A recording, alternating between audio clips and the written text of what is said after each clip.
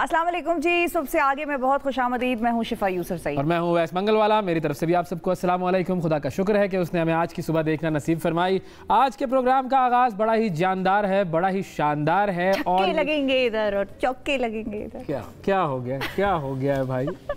ये आपने अपने कानों में जो पहना हुआ है वो 8 नंबर मैंने 8 नंबर पहना है। बिल्कुल। तो देखिए ये तो होता नहीं है क्रिकेट में। होता नहीं है, हाँ ये होता नहीं है, लेकिन ये है कि इसको हम सिफर भी ले सकते हैं, 0 पे जो आउट होने वाला सिलसिला होता है वो भी ले सकते हैं। तो आपने अपने लिए सही फिर ये मैंने बिल्कुल, हाँ बिल्कुल सही लगाया। नाज़रीन, आज हम बात करेंगे पाकिस्तान सुपर लीग की, और जैसा कि आप जानते हैं कि हम न्यूज़ की पार्टनरशिप हुई है इस्लामाबाद यूनाइटेड से, और आज के प्रोग्राम में ख़ास मेहमान होंगे हमारे साथ कप्तान। कुछ लोग ऐसे होते हैं कि उन जैसा कोई नहीं होता। जिस तरह कहा जाता है ना कि हम इस जहान में ऐसे हैं कि हम जैसा कोई नहीं है, बिल्कुल ऐसी ही मुलाकात करवाएंगे हम आपसे एक ख़ास शख्सियत से। और वो ऐसी शख्सियत है कि जिनके बारे में जब हम पढ़ते हैं तो पता ये चलता है कि क्रिकेट से उनका कोई शगफ नहीं था, कोई इंटरेस्ट नहीं था। करते थे। बिल्कुल। और उसके बाद जब वो क्रिकेट में आए तो छा गए। हम आप सबके सामने दावत देते हैं हमारे प्रोग्राम के आज के ख़ास मेहमान, पाकिस्तान के जो क्रिकेट लवर्स हैं उनका दिल, उनकी जान, पाकिस्तान के नायब कप्तान और इस्लामाबाद यूनाइटेड के कप्तान शादाब खान। अस्सलाम वालेकुम शादाब। जी अस्सलाम वालेकुम। हम हाथ नहीं मिलाएंगे क्योंकि आपको जो है वो बबल में रहना है और ये बड़ी अहम चीज़ है। बहुत शुक्रिया, बैठें प्लीज़। कैसे हैं शादाब साहब? जी अल्हम्दुलिल्लाह, आप बताएं कैसे हैं? जी बहुत शुक्रिया, आपने वक्त निकाला हमारे प्रोग्राम के लिए। थैंक यू सो मच, आपने मुझे इनवाइट किया। नहीं बहुत शुक्रिया। It is an honour to have the नायब कप्तान ऑफ पाकिस्तान। वैसे ही कप्तान आजकल इतने मशहूर मकबूल है तो इसलिए भी आपने कहा कि कप्तान होना चाहिए। कप्तानों को होना भी चाहिए, कप्तानों को मकबूल होना चाहिए। तो कैसी चल रही है इस वक्त आपकी जो PSL की तैयारी, और अब आप लोग कल से तो बबल में चले जाएंगे? जी तैयारी तो बहुत अच्छी है, एक्टर बन रहे हैं क्योंकि PSL से पहले आपको पता है कि हमारे शूट्स वगैरह काफ़ी होते हैं, तो अभी तो क्रिकेट के अलावा हम एक्टर बनने की कोशिश कर रहे हैं। मुश्किल काम है, बहुत मुश्किल काम है क्योंकि बहुत हेक्टिक होता है। हाँ। क्योंकि इतने हमें आदत नहीं है, लेकिन तैयारी क्योंकि PSL आपको पता है कि पाकिस्तान का बहुत बड़ा ब्रांड है, उसके लिए सभी एक्साइटेड होते हैं। बिल्कुल। तो हम भी उसी तरह एक्साइटेड हैं और कोशिश यही है कि जिस तरह हमने लास्ट ईयर परफॉर्मेंसेस दी हैं उसी तरह एक स्टेप रह गया था, एक स्टेप वो पूरा मुकम्मल करना है। अच्छा, ये इस्लामाबाद यूनाइटेड 2 मरतबा PSL जीता। हाँ जी। अच्छा, आप बिग बैश में सिडनी सिक्सर्स के लिए खेलते हैं, वो भी 2 मरतबा जीत चुका है। ये आप खुद जीतने वाली टीम सिलेक्ट करते हैं या जिसको जीतना होता है वो आपको सिलेक्ट कर लेता है? ये मुझे खुद अभी तक कंफ्यूजिंग है, लेकिन जो भी होता है अच्छे के लिए होता है, तो अल्लाह करे। क्योंकि अभी सिडनी सिक्सर्स से जो मैं खेला भी हूँ वो भी अभी प्लेऑफ्स खेल रही है, तो इंशाल्लाह आज अगर वो जीतती है तो वो फाइनल में थ्रू कर जाती है। इसीलिए मैं कह रहा था कि तो मेरे ख्याल से ये मेरा साल अच्छा होगा, हम चैंपियन बनेंगे दोनों तरफ से। अरे इंशाल्लाह। अच्छा ये बताएं शादाब कि आप हमेशा क्रिकेट वाले नहीं थे और क्रिकेटर नहीं थे, आप उससे पहले अंडर 17 फुटबॉल में भी सिलेक्ट हो गए थे। ये कैसे कहानी फुटबॉल से क्रिकेट की तरफ आ गई? जी बिल्कुल, मुझे क्योंकि मैं गांव में पला बसा हूँ, तो वहाँ तो आपको पता है हमारे टीवी में एक ही चैनल आता था PTV का। हाँ। तो उसमें जो भी स्पोर्ट्स आती थी हम वो खेलना स्टार्ट कर। और क्रिकेट का ये था कि हमारे पास ग्राउंड फैसिलिटीज़ वगैरह तो थी नहीं। तो अच्छा, हालांकि मियाँ वाली से इमरान खान साहब का भी ताल्लुक है? जी बिल्कुल। और आपका भी ताल्लुक है? जी, क्योंकि मेरा मियाँ वाली तो एक शहर है, उससे आगे एक गाँव था कमर मशानी, तो मैं वहाँ रहता था। तो कोशिश ये होती थी कि मैं ना ही खेलूँ क्रिकेट, क्योंकि आपको टाइम ज़्यादा लगता है, तो कुछ और गेम खेलने, फुटबॉल खेल लो जिसमें थोड़ा टाइम कम लगे। तो लेकिन हम क्योंकि मोहल्ले में क्रिकेट खेलते थे, तो भाई होता था, एक टीम में भाई होता था जो कैप्टन होता था, दूसरी टीम में जो सारे बड़े लड़के होते थे वो जो आपके भाई जो मेहताब जो जी बिल्कुल मेहताब, उसकी टीम में हम सब लोग बच्चे होते थे, बाकी दूसरी टीम में बड़े होते थे। तो आप लोग कहते नहीं थे बड़े लड़के ले आए? नहीं, मेरी ये कोशिश होती कि अगर हमारी पहले बैटिंग है तो मैं जल्दी अगर आउट हो गया तो क्योंकि वो छोटे होते थे, तो मैं अपने दोस्त बना के 4-5 को ना उनको बैटिंग करा के ना हम लोग चले जाते थे कि यार फील्डिंग नहीं करनी हमने। तो मेहताब अकेला उनको बारी देता था कि यार, क्योंकि उनको बारी तो देनी है। बिल्कुल। तो मैं तो फिर वो घर आता था, फिर गुस्सा होता था, लेकिन रोज़ मेरा ऐसे ही होता था कि यार बैटिंग कर लो, अगर खिलाना है तो खिलाओ, नहीं खिलाना है ना खिलाओ।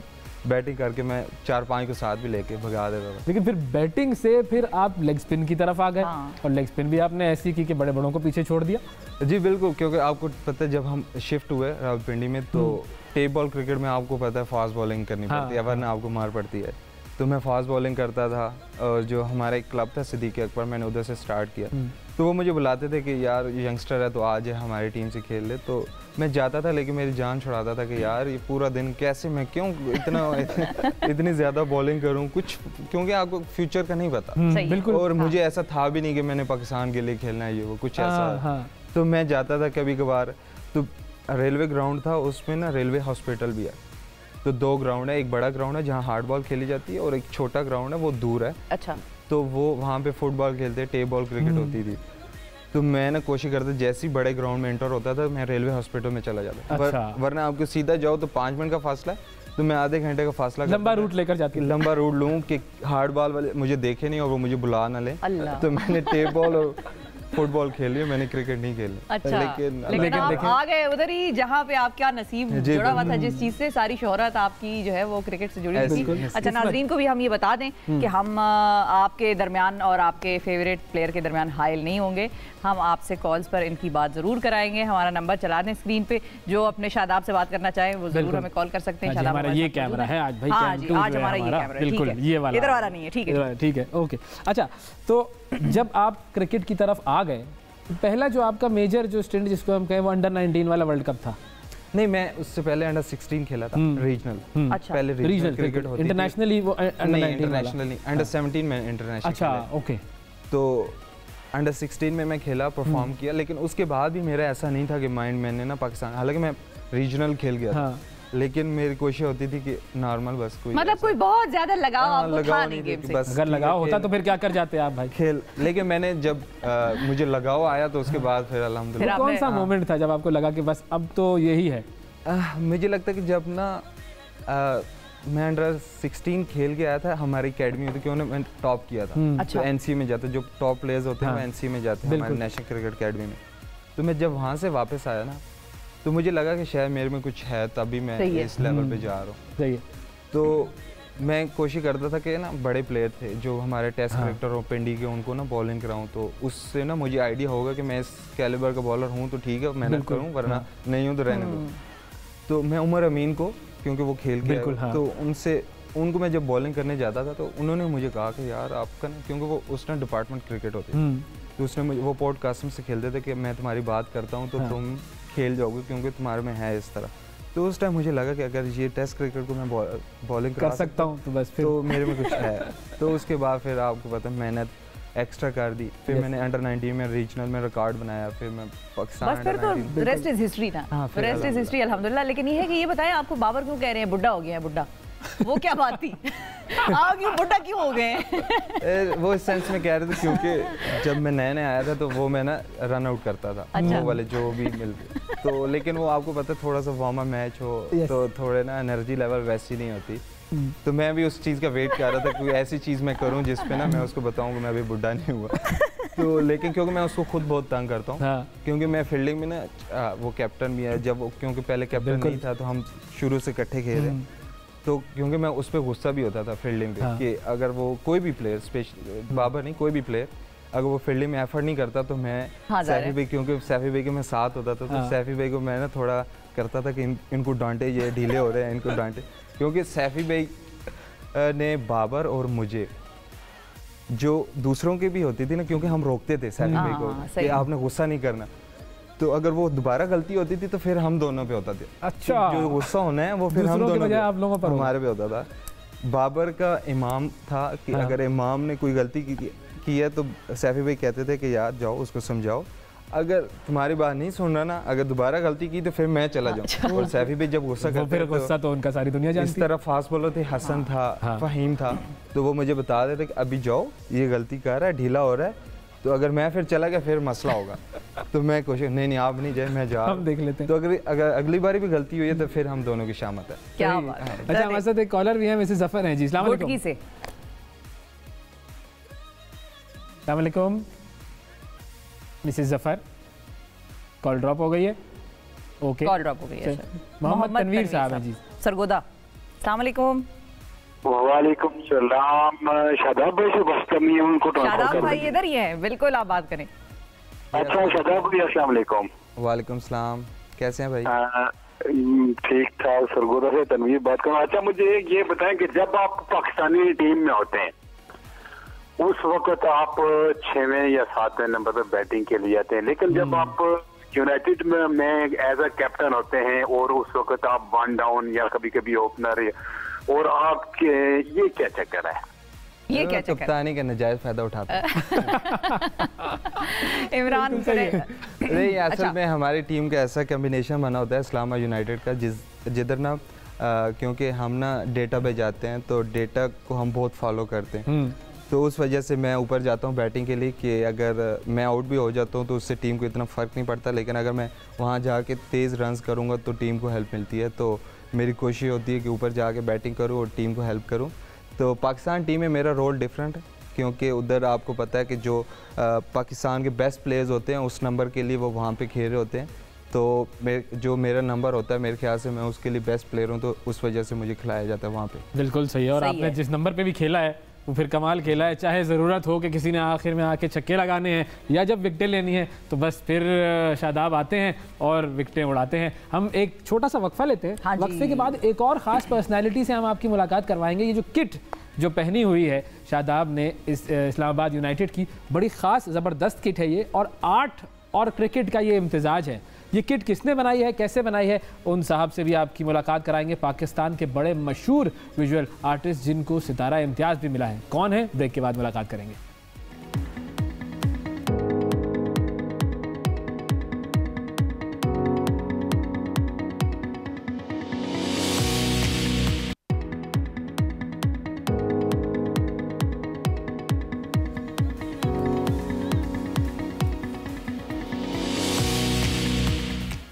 वेलकम बैक जी। सबसे आगे में एक मर्तबा फिर खुशामदीद। एक्साइटमेंट है, बिल्कुल ठीक है, होनी भी चाहिए। एक हमारे साथ इतना बड़ा खिलाड़ी मौजूद है, दूसरा पीएसएल आ रहा है, कहा गया कि हम कैमन पे जाएं। कान में वैसे नाज़रीन आज बड़ा शोर हो रहा है लोगों में, हमारे पीसीआर में भी बड़ी एक्साइटमेंट है, लेकिन ये है कि होता है, खैर कोई नहीं। लेकिन अब नाज़रीन हमारे साथ मौजूद हैं इमरान कुरैशी साहब, जो कि पाकिस्तान के मायानाज आर्टिस्ट हैं, और उनका काम बोलता है उनको मजीद तारुफ की किसी किस्म के वो मोहताज नहीं है। हुकूमत पाकिस्तान ने सितारा इम्तियाज से उनको नवाजा, और अब जो उन्होंने काम किया है, अच्छा इस्लामाबाद में जो लोग एयरपोर्ट गए हैं वहाँ पर जो पूरा आर्ट है वो सारा इनका बना हुआ है, बिल्कुल। तो ये भी हम लोगों को जरा बता दें। अब इन्होंने क्रिकेट और आर्ट को कंबाइन किया है, ये काम कैसे हुआ, इन्हीं से जानते हैं। अस्सलाम वालेकुम इमरान साहब। जी वालेकुम सलाम सर, बहुत शुक्रिया प्रोग्राम में वक्त देने के लिए। आपकी क्रिकेट से वैसे इतनी दोस्ती तो नहीं है, लेकिन ये इस्लामाबाद यूनाइटेड से आपकी दोस्ती कैसे हुई और ये क्रिकेट और आर्ट को आपने कैसे कंबाइन किया? जी अली नकवी को वो फ्रेंड भी हैं और बहुत बड़े आर्ट के कलेक्टर हैं, मैं आपको ये बताऊं, जो ओन करते हैं इस्लामाबाद यूनाइटेड को। तो उनका आई थिंक वो पहले हमारी दोस्ती थी आर्ट के हवाले से काफ़ी ज़्यादा, और जब उन्होंने मुझे कुछ महीने पहले, आई थिंक बहुत कम अरसा, इसका डेडलाइन बड़ी कम मिली इस प्रोजेक्ट की, उन्होंने अपना ये आइडिया डिस्कस किया कि वो किसी तरह आर्ट और क्रिकेट को कंबाइन करना चाहते हैं ताकि वो ज़्यादा पब्लिक तक उसकी एक्सेस हो और वो लोग एक नई ऑडियंस मिले आर्ट को पाकिस्तान में और वो उसको नए तरीके से देखें। तो उन्होंने मुझे कहा कि आप कुछ ऐसा काम करें जो हम बाद में यूज़ भी कर सकें, इनकी किट्स पे, इनकी गियर किट्स पे, और बहुत सारे प्लानिंग थी इस प्रोजेक्ट के साथ। तो मेरे ख्याल में मुझे काफ़ी एक्साइटिंग प्रोजेक्ट लगा और एक बिल्कुल टोटली डिफरेंट भी लगा। मेरे ख्याल में ऐसे पहले हुआ नहीं होगा कि किस तरह से मैंने जो अली को आइडिया दिया कि मैं चाहता हूँ कि खिलाड़ी जो है वो मेरे स्टूडियो में और मैं स्टेडियम में हूँ, तो artist is in the stadium and the players are in my studio and they are working on my painting, क्योंकि मेरा काम ऑलरेडी बहुत जेस्चर बेस्ड है, बहुत एक्शन पेंटिंग को रेफर करता है। मिनिएचर पेंटिंग की तरफ ज्यादा आपका काम है ना? ये मिनिएचर पेंटर के तौर पे मैं ट्रेंड हुआ था बिल्कुल, लेकिन बाद में काम का स्केल भी बदलता किया, लेकिन उसका एक कनेक्शन फिर भी अभी भी है मिनिएचर पेंटिंग। अच्छा, बिल्कुल सही है। अच्छा, हमारे साथ एक और कॉलर भी है, उनको भी हम शामिल करते हैं और फिर शादाब से भी ये पूछेंगे कि ये जो वीडियो चल रही है इसमें भी शादाब की एक्टिंग नजर आ रही है हमें, तो बाकायदा तौर पे आप फिल्मों के लिए भी तैयार हैं सर? हाँ, बड़ी एक्टिंग कराई है मुझे इमरान भाई ने। अच्छा जी, कोट अद्दू से हमारे साथ मुजफ्फर साहब मौजूद हैं। अस्सलाम वालेकुम। अस्सलाम वालेकुम जी मुजफ्फर साहब, क्या कहेंगे? शादाब खान हमारे साथ मौजूद हैं।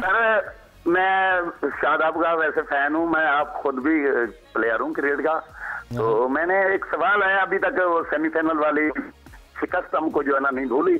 तो हम ये पूछना चाहते थे कि जैसे शादाब खान ने 4 विकेट लिए, उन्होंने क्रिकेट यूएई में बहुत खेली है, तो इन्होंने नहीं टीम मैनेजमेंट और कप्तान वाइस कप्तान बैठकर ये नहीं सोचा कि एक स्पिनर को ट्राई कर ले, जैसे 4 विकेट शादाब ने लिए थे ऐसे ही 1-2 विकेट वो ले जाते, जैसे हसन अली को बहुत पिटाई हुई है। तो इस मैच होता है, ये होता है, क्रिकेट है, ये तो सारी चीजें होती हैं। शादाब क्या कहेंगे? लेकिन सवाल है तो आप जवाब दे दें। जी बिल्कुल आप सही कह रहे हैं, लेकिन स्पिनर था जो हमारा कॉम्बिनेशन बना हुआ था, वही हम कोशिश वही थी कि जो हमें मोमेंटम मिला हुआ है वो तोड़ा ना जाए, क्योंकि हम 4 मैचेस जीत चुके थे। उसके बाद 5वें मैच में हमारे पास चांस था कि हम टीम को थोड़ा चेंज कर लें और नए प्लेयर्स को चांस दिया जाए, लेकिन हमने यही कोशिश की कि जो हमारा मोमेंटम बना हो वो ना तोड़ा जाए, क्योंकि मोमेंटम T20 क्रिकेट में बहुत मुश्किल से मिलता है। और हसन अली जिस तरह आप बात कर रहे हैं कि वो आपका 2021 का सबसे बेस्ट बॉलर था, उसने हाफ फॉर्मेट में परफॉर्म किया। तो आपका जो बेस्ट बॉलर होता है उस पर जब किसी भी प्लेयर पे आपके थोड़ा सा बैड पैच आता है, तो as a captain, as a team, क्योंकि हम एक फैमिली होते हैं, तो आपका कोई भी फैमिली मेम्बर आपको गिरा हुआ है तो उसको हम सपोर्ट करते हैं। बिल्कुल। तो क्योंकि हमें पता है कि वो मैच विनर, वो किसी दिन भी हमें मैच जिता सकता है। मेरे साथ भी ऐसा हुआ है कि मैंने पहले 5 मैच में इतने आउट नहीं किए, लेकिन क्योंकि मुझे कॉन्फिडेंस था, मेरी टीम पे कॉन्फिडेंस था मुझ पे, तो वो जब आपका डे होता है आप उस डे आप अच्छा परफॉर्म बिल्कुल सही है। हाँ, हर रोज कप जीतना इतना अहम नहीं होता, दिल जीतना ज्यादा अहम होता है। और इस मरतबा जो टीम थी हमारी उसने दिल जीत लिया। पहली मरतबा में नजर आया कि ये एक टीम है, और कंसिस्टेंसी ऐसी जबरदस्त नजर आ रही है। हर मैच में आपको अंदाजा हो जाता था कि बस ले लिया, ये मैदान मार लिया। बिल्कुल। तो ये भी होता है। उस टीम में आसिफ अली ने जो काम किया वो फिर अलग था। हाँ, वो अलग काम कर दिया, वो उसके बाद प्लेटिनम हो गया, एक सिंगल नहीं लिया उसने। तो ऐसे मोमेंट में कितना गुस्सा आता है वैसे? पर्सनली पूछे जो उस टाइम आपको मेरे ख्याल से हिट ऑफ द मोमेंट थोड़ा सा आता है, लेकिन मुझे इनसाइड पता था कि मेरे से, क्योंकि वो बड़ा हिटर है। हाँ। अच्छा। क्योंकि मैंने उसको देखा हुआ है इस्लामाबाद में नॉर्दर्न, क्योंकि वो भी हमारी टीम में, डोमेस्टिक टीम में भी वही खेलता है, तो उसने हर जगह ऐसे छक्के मारे हुए हैं। हाँ। और जिस तरह उसको, अगर उसको खुद पे कॉन्फिडेंस आ जाए, इंटरनेशनल क्रिकेट में आपको ये होता है कि सेल्फ बिलीव बहुत ज़्यादा होना चाहिए। लेकिन सेल्फ बिलीव आपको तब आता है जब आप परफॉर्म करते हो इंटरनेशनल क्रिकेट में। ऐसे ही तो जब उसने न्यूजीलैंड के खिलाफ परफॉर्म किया तो उसको खुद पे इतना यकीन था कि वो छक्के मार लेगा। तो मुझे भी था कि वो छक्के मारेगा, लेकिन मुझे खुद पे भी था कि मैं भी मार सकता हूँ, लेकिन वो ना लगते तो और सीन होता। लेकिन लग गए तो हीरो तो। बिल्कुल बिल्कुल। अच्छा, इमरान साहब की तरफ जाएंगे, फिर मैं आपकी तरफ आऊँगा। हसन अली जो है वो टीम के सबसे शरीर खिलाड़ी भी मशहूर हैं, और आपने ये भी कहा था कि इसकी वजह से टीम को नजर भी नहीं लगती है, इस पर भी बात करेंगे। हाँ, लेकिन इमरान साहब की तरफ जाने से पहले एक कॉलर बड़ी देर से हमारे साथ है, उनको ले लेते हैं। लियाकत अली साहब कराची से। ओके, अस्सलाम वालेकुम सर। वालेकुम सलाम सर, कैसे हैं आप? अल्हम्दुलिल्लाह ठीक सर, फरमाइए। शादाब खान कैसे? अल्हम्दुलिल्लाह भैया, आप बताएं कैसे हैं? मैं बिल्कुल ठीक हूँ सर। आपसे क्वेश्चन ये कि कौन सा ऐसा प्लेयर है, मतलब जो दूसरी टीमों के लिए खेल रहा है PSL में, जो आप चाहते हैं कि वो भी इस्लामाबाद यूनाइटेड की तरफ से खेले? हाँ, क्या सवाल, गुड। हाँ, वेरी नाइस। ओवरसीज या पाकिस्तानी प्लेयर कोई? दोनों बता दें। पाकिस्तानी तो ये है कि क्योंकि हमारा रोटी ग्रुप है। हाँ, रोटी ग्रुप जो है, कोशिश है कि जो रोटी ग्रुप है ना वो एक ही टीम में खेले। हाँ। तो अभी उसके कुछ मेंबर्स हैं जो कि दूसरी टीम से खेल रहे हैं, उसमें फ़खर है, उसमें हारिस रऊफ है, तो कोशिश है कि वो भी इस्लामाबाद की तरफ से खेलें। और ओवरसीज़ प्लेयर्स में इस साल क्योंकि जो लिविंगस्टन ने परफॉर्मेंस दिया, उस मेरे ख्याल से वो इस्लामाबाद यूनाइटेड में होना चाहिए था, लेकिन आपको पता है कि लेकिन खैर होता है, कोई यहाँ कोई वहाँ, कभी साथ साथ खेलते हैं, कभी एक दूसरे के मुकाबले होते हैं, तो बिल्कुल ऐसा होता है। सही। इमरान साहब आपकी तरफ आऊँगा। ये जो किट बनाने की बात हम कर रहे थे, इस किट के अंदर, अच्छा ये डिजाइन भी आप देख सकते हैं जो किट का, और अवैस ने भी, मैंने बॉल फेंकी थी, और नाजरीन अवैस ने भी इधर पजामा सजाया हुआ है। ये पजामा नहीं है, ये आर्ट का नमूना है। ये इसकी आप तौहीन मत करें इसको पजामा कहकर। नहीं तो है तो ट्राउजर ना। हाँ, है ट्राउजर। इस पर उर्दू में इसको क्या कहेंगे? ट्राउजर। हाँ बिल्कुल बिल्कुल, पजामा ही कहेंगे। इस पे हम न्यूज़ का लोगो भी है। बिल्कुल जी। और ये आपको नजर आ रहा है यहाँ पर, और ये जो इसके ऊपर ब्लू कलर का जो है वो आपको आर्ट नजर आ रहा है, ये आप देख सकते हैं। ठीक है जी। और ये देखें, ये आपको नजर आएगा यहाँ पर, ये ठीक है जी। और ये जो शर्ट है जो कि शादाब साहब ने पहनी हुई है, ये देखें आप, इसके ऊपर भी ये आर्ट के नमूने हैं। सर, तो इमरान साहब, इस शर्ट को बनाते हुए क्या चीज़ थी जहन में, कैसे इस आर्ट को आपने किट में कन्वर्ट किया? असल में इस पूरे प्रोजेक्ट की इंटरेस्टिंग बात यह है कि आसिफ अली और शादाब ने मेरे साथ पेंट किया है।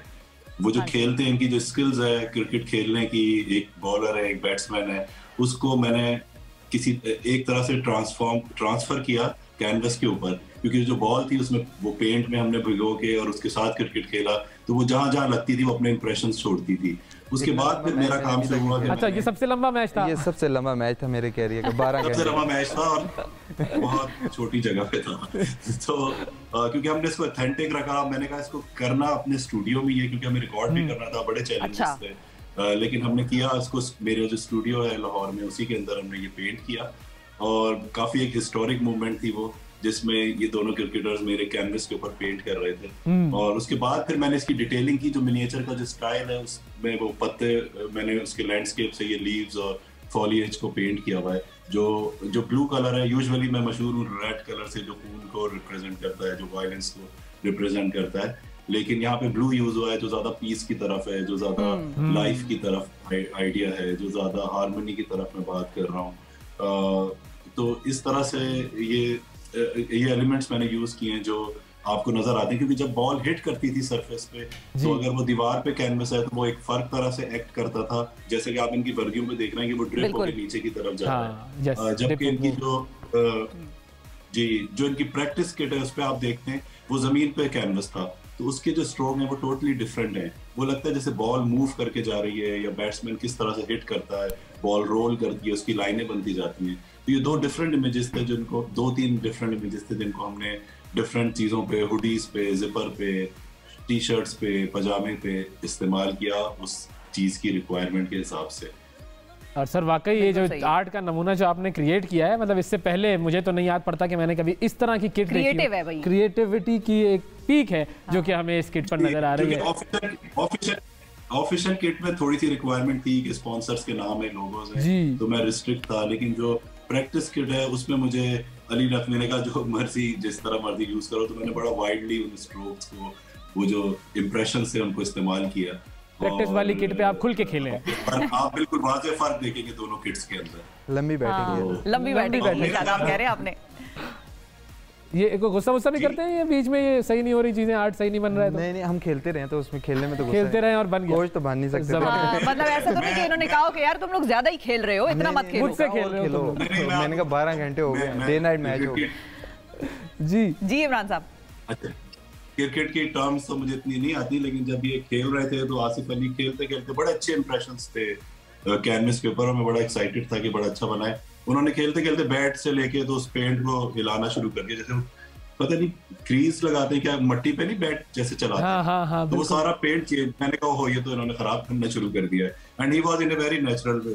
तो बट मैंने कहा कि ये भी एक एक्ट है जो उसका हिस्सा है खिलाड़ियों का, और वो करते हैं, तो let it go like this. उनके अंदर भी एक आर्टिस्ट छुपा हुआ है। जी, जिस तरह फिर इस्तेमाल किया वो भी इंटरेस्टिंग था कि अगर आप फाइनल पेंटिंग में देखेंगे तो काफी इंटरेस्टिंगली यूज हुआ है। बिल्कुल, बहुत शुक्रिया अदा करेंगे इमरान कुरैशी साहब, वक्त दिया आपने, और वाकई बड़ी कमाल किट है ये। और ये किट आप देख रहे हैं, ये पहनी हुई है इस्लामाबाद यूनाइटेड के कप्तान शादाब खान ने, और दुआ यही है कि ये जो किट है यही विन करे इस टूर्नामेंट को। एक वक्फा लेते हैं, वक्फे के बाद दोबारा हाजिर होंगे, तो शादाब हमारे साथ मौजूद हैं, आपकी कॉल्स भी होंगी और इनसे कुछ और बातें भी करनी है ब्रेक के बाद।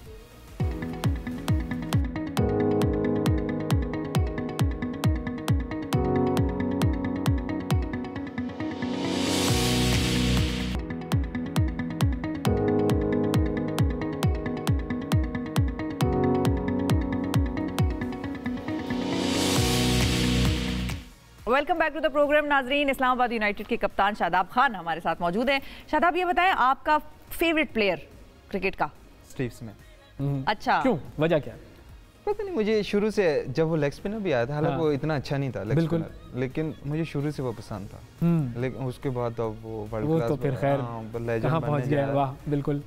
तो अब इधर मैं कहता भी नहीं, लेकिन शुरू में मैं कहता था कि ज्यादा मेरा फेवरेट, क्योंकि अब तो सबका ही है वो। हाँ, बिल्कुल। तो शुरू में वो किसी का नहीं था, तो मुझे लगता अच्छा। लेकिन मुझे अब खुशी भी हुई कि मैंने उसको आउट भी किया। उसको देखा, हाँ आपने भी आउट किया है ना उसको। यस बिल्कुल। अच्छा, अगर हम स्पिन की बात कर रहे हैं, तो जैसे शेन वॉर्न के पास एक ग्रिप थी ना, आपके पास कितनी ग्रिप्स है? राशिद का कहते हैं वो जो 6 तरह से ग्रिप करता है वो बॉल्स को। वो काफ़ी मुश्किल होता है, लेकिन मेरे भी मैक्सिमम 2-3 हाँ आप चेंज करते कोई नई चीज़ सीखने की कोशिश, क्योंकि आपको इंटरनेशनल में एक चीज़ पे आप ना सर्वाइव नहीं कर सकते, आपको कुछ नया सीखना पड़ता है। बिल्कुल। तो हर साल कुछ ना कुछ नया करने की कोशिश करते हैं कि कभी रिस्ट चेंज कर ली, कभी पोजीशन फिंगर की, तो उस हिसाब से ना कोशिश करते हैं, इम्प्रोवाइज करते रहे। हाँ, क्योंकि आपको ना बैट्समैन जब आपको, क्योंकि आजकल तो डेटा इतना आ गया, एनालिस्ट आ गया, बिल्कुल, तो आपको ना वो दूसरे तीसरे मैच के बाद पकड़ लेते हैं, तो आपको कोई नई चीज़ लेके आनी पड़ती है जिससे वो आप डिसीव कर सको, क्योंकि आजकल की वाइट बॉल क्रिकेट में बहुत मुश्किल है कि अगर आप डिसीव नहीं कर पाते तो आपको बहुत मार पड़ती है, स्पेशली आपको वनडे में, क्योंकि अच्छा मार पड़ रही होती तो फास्ट बॉलर तो गालियां वालियां देके गुस्सा निकाल लेता है, स्पिनर कैसे गुस्सा निकालता है? वो खुद की देर होता है दिल में खुद अपने आप को ही। हाँ, तो बैट्समैन को क्या दे ना, एक थ्रो ही मार सकते, अगर थ्रो मारा तो आप बाहर हो, बिल्कुल, तो खुद को दे के बंदा कहता है चलो तसल्ली होगी। अच्छा, आप लोगों की वजीर आजम साहब से मुलाकात हुई? जी बिल्कुल। क्या उनके जज्बात थे टीम के लिए, और आप लोगों ने कोई उनसे सवाल किया या कुछ ऐसा? बड़े कप्तान का जिक्र भी होना चाहिए। जाते हुए भी मुलाकात हुई थी और आकर भी हुई थी ना? नहीं, आकर तो नहीं हुई, जाते हुए थी बस, क्योंकि जिस तरह उनकी है नेचर है, जिस तरह वो पॉजिटिव बातें करते हैं, तो उन्होंने हमें मोटिवेट किया, क्योंकि जिस तरह वो 92 का वर्ल्ड कप जीते जिस स्टेज, और स्टेज हमारा भी वैसे ही था, क्योंकि न्यूजीलैंड भी चली गई थी, इंग्लैंड भी चली गई, तो हमारी क्रिकेट दोबारा वापस जाने लगी थी, तो उससे एक तो हमें पर्सनली बहुत दुख हुआ था जब वो टीम चली गई, क्योंकि इतनी ज़्यादा तैयारी हो चुकी थी, बड़ी टीम आई इतने अरसे बाद हमारे फैंस के लिए, क्योंकि अगर फैंस होते तो, क्योंकि बड़े आप अब हमें है कि हमने नहीं देखे हुए प्लेयर जब हम स्टार्ट की थी क्रिकेट, लेकिन जो नए लड़के अगर वो प्लेयर देखेंगे उनको पता चलेगा कि ये क्योंकि सबके कोई ना कोई फेवरेट होता है, बिल्कुल, चाहे पाकिस्तान से ना हो, कहीं और मुल्क से लाजमी होता है, तो वो अपने फैंस, अपने जो फेवरेट प्लेयर्स हैं वो देखना चाहते हैं, तो हमें दुख हुआ, लेकिन उन्होंने जिस तरह हमें मोटिवेट किया, बाबर को जितना ज़्यादा कॉन्फिडेंस दिया, और टीम को भी, और उससे आपको पता है लफ्ज़ों से थोड़ा फायदा होता है, बिल्कुल होता है, और जो हमारा, क्योंकि हम नेचर वाइज बहुत एग्रेसिव, मतलब उन्होंने आप लोगों को भी कहा घबराना नहीं है, वो तो कहते हैं नेचर वाइज हम लोग वैसे भी एग्रेसिव हैं, जब हम एग्रेसिव रहते हैं तो हम ज़्यादा अच्छे रिजल्ट, ज़्यादा अच्छा क्रिकेट खेलते हैं, तो मेरे ख्याल से न्यूजीलैंड और इंग्लैंड ने हमें एग्रेसिव बनाया था जब वो चले गए। इस्लामाबाद यूनाइटेड के कॉम्बिनेशन में कौन ऐसा है जो सबसे ज़्यादा एग्रेसिव है? मेरे ख्याल से मैं खुद ही हूँ। अच्छा, क्योंकि ऑन द फील्ड मैं थोड़ा ज़्यादा एग्रेसिव होता हूँ, लेकिन अब थोड़ा मैं सीख रहा हूँ कि खुद को कैसे कंट्रोल करना है। पहले साल जब मैं था कैप्टन बना था, मैं बहुत ज़्यादा एग्रेसिव था, उसके बाद मैं अब ना थोड़ा कम अच्छा। हो गया। हाथ हौला रखा है, थोड़ा सा हौला रखा, लेकिन अब कुछ अगर मुझे करना हो एग्रेसिव तो मैं सुना किसी और होता हूँ, देख किसी और होता हूँ, तो उनको पता चल जाता है कि ये ना कुछ गड़बड़ है। अच्छा, सईद अजमल और अजहर महमूद साहब जो आप लोगों को यूँ कह लीजिए कि गाइड कर रहे हैं, लेकर चल रहे हैं, कोचिंग कर रहे हैं, उनके बारे में क्या कहेंगे? उनकी जो शमूलियत है वो कितनी अहम है और कितना ज़बरदस्त रोल है उनका? अज्जू भाई के साथ तो मैंने इंटरनेशनल 3 साल काम किया, तो उनके साथ काफ़ी कुछ सीखा, क्योंकि मेरा कैरियर भी उनके अंडर स्टार्ट हुआ है, तो काफ़ी कुछ सीखने को मिला था, जिस तरह के वो काम नेचर है, मेरे ख्याल से एग्रेसिव होने काम किया ना अच्छा कॉम्बिनेशन बनेगा।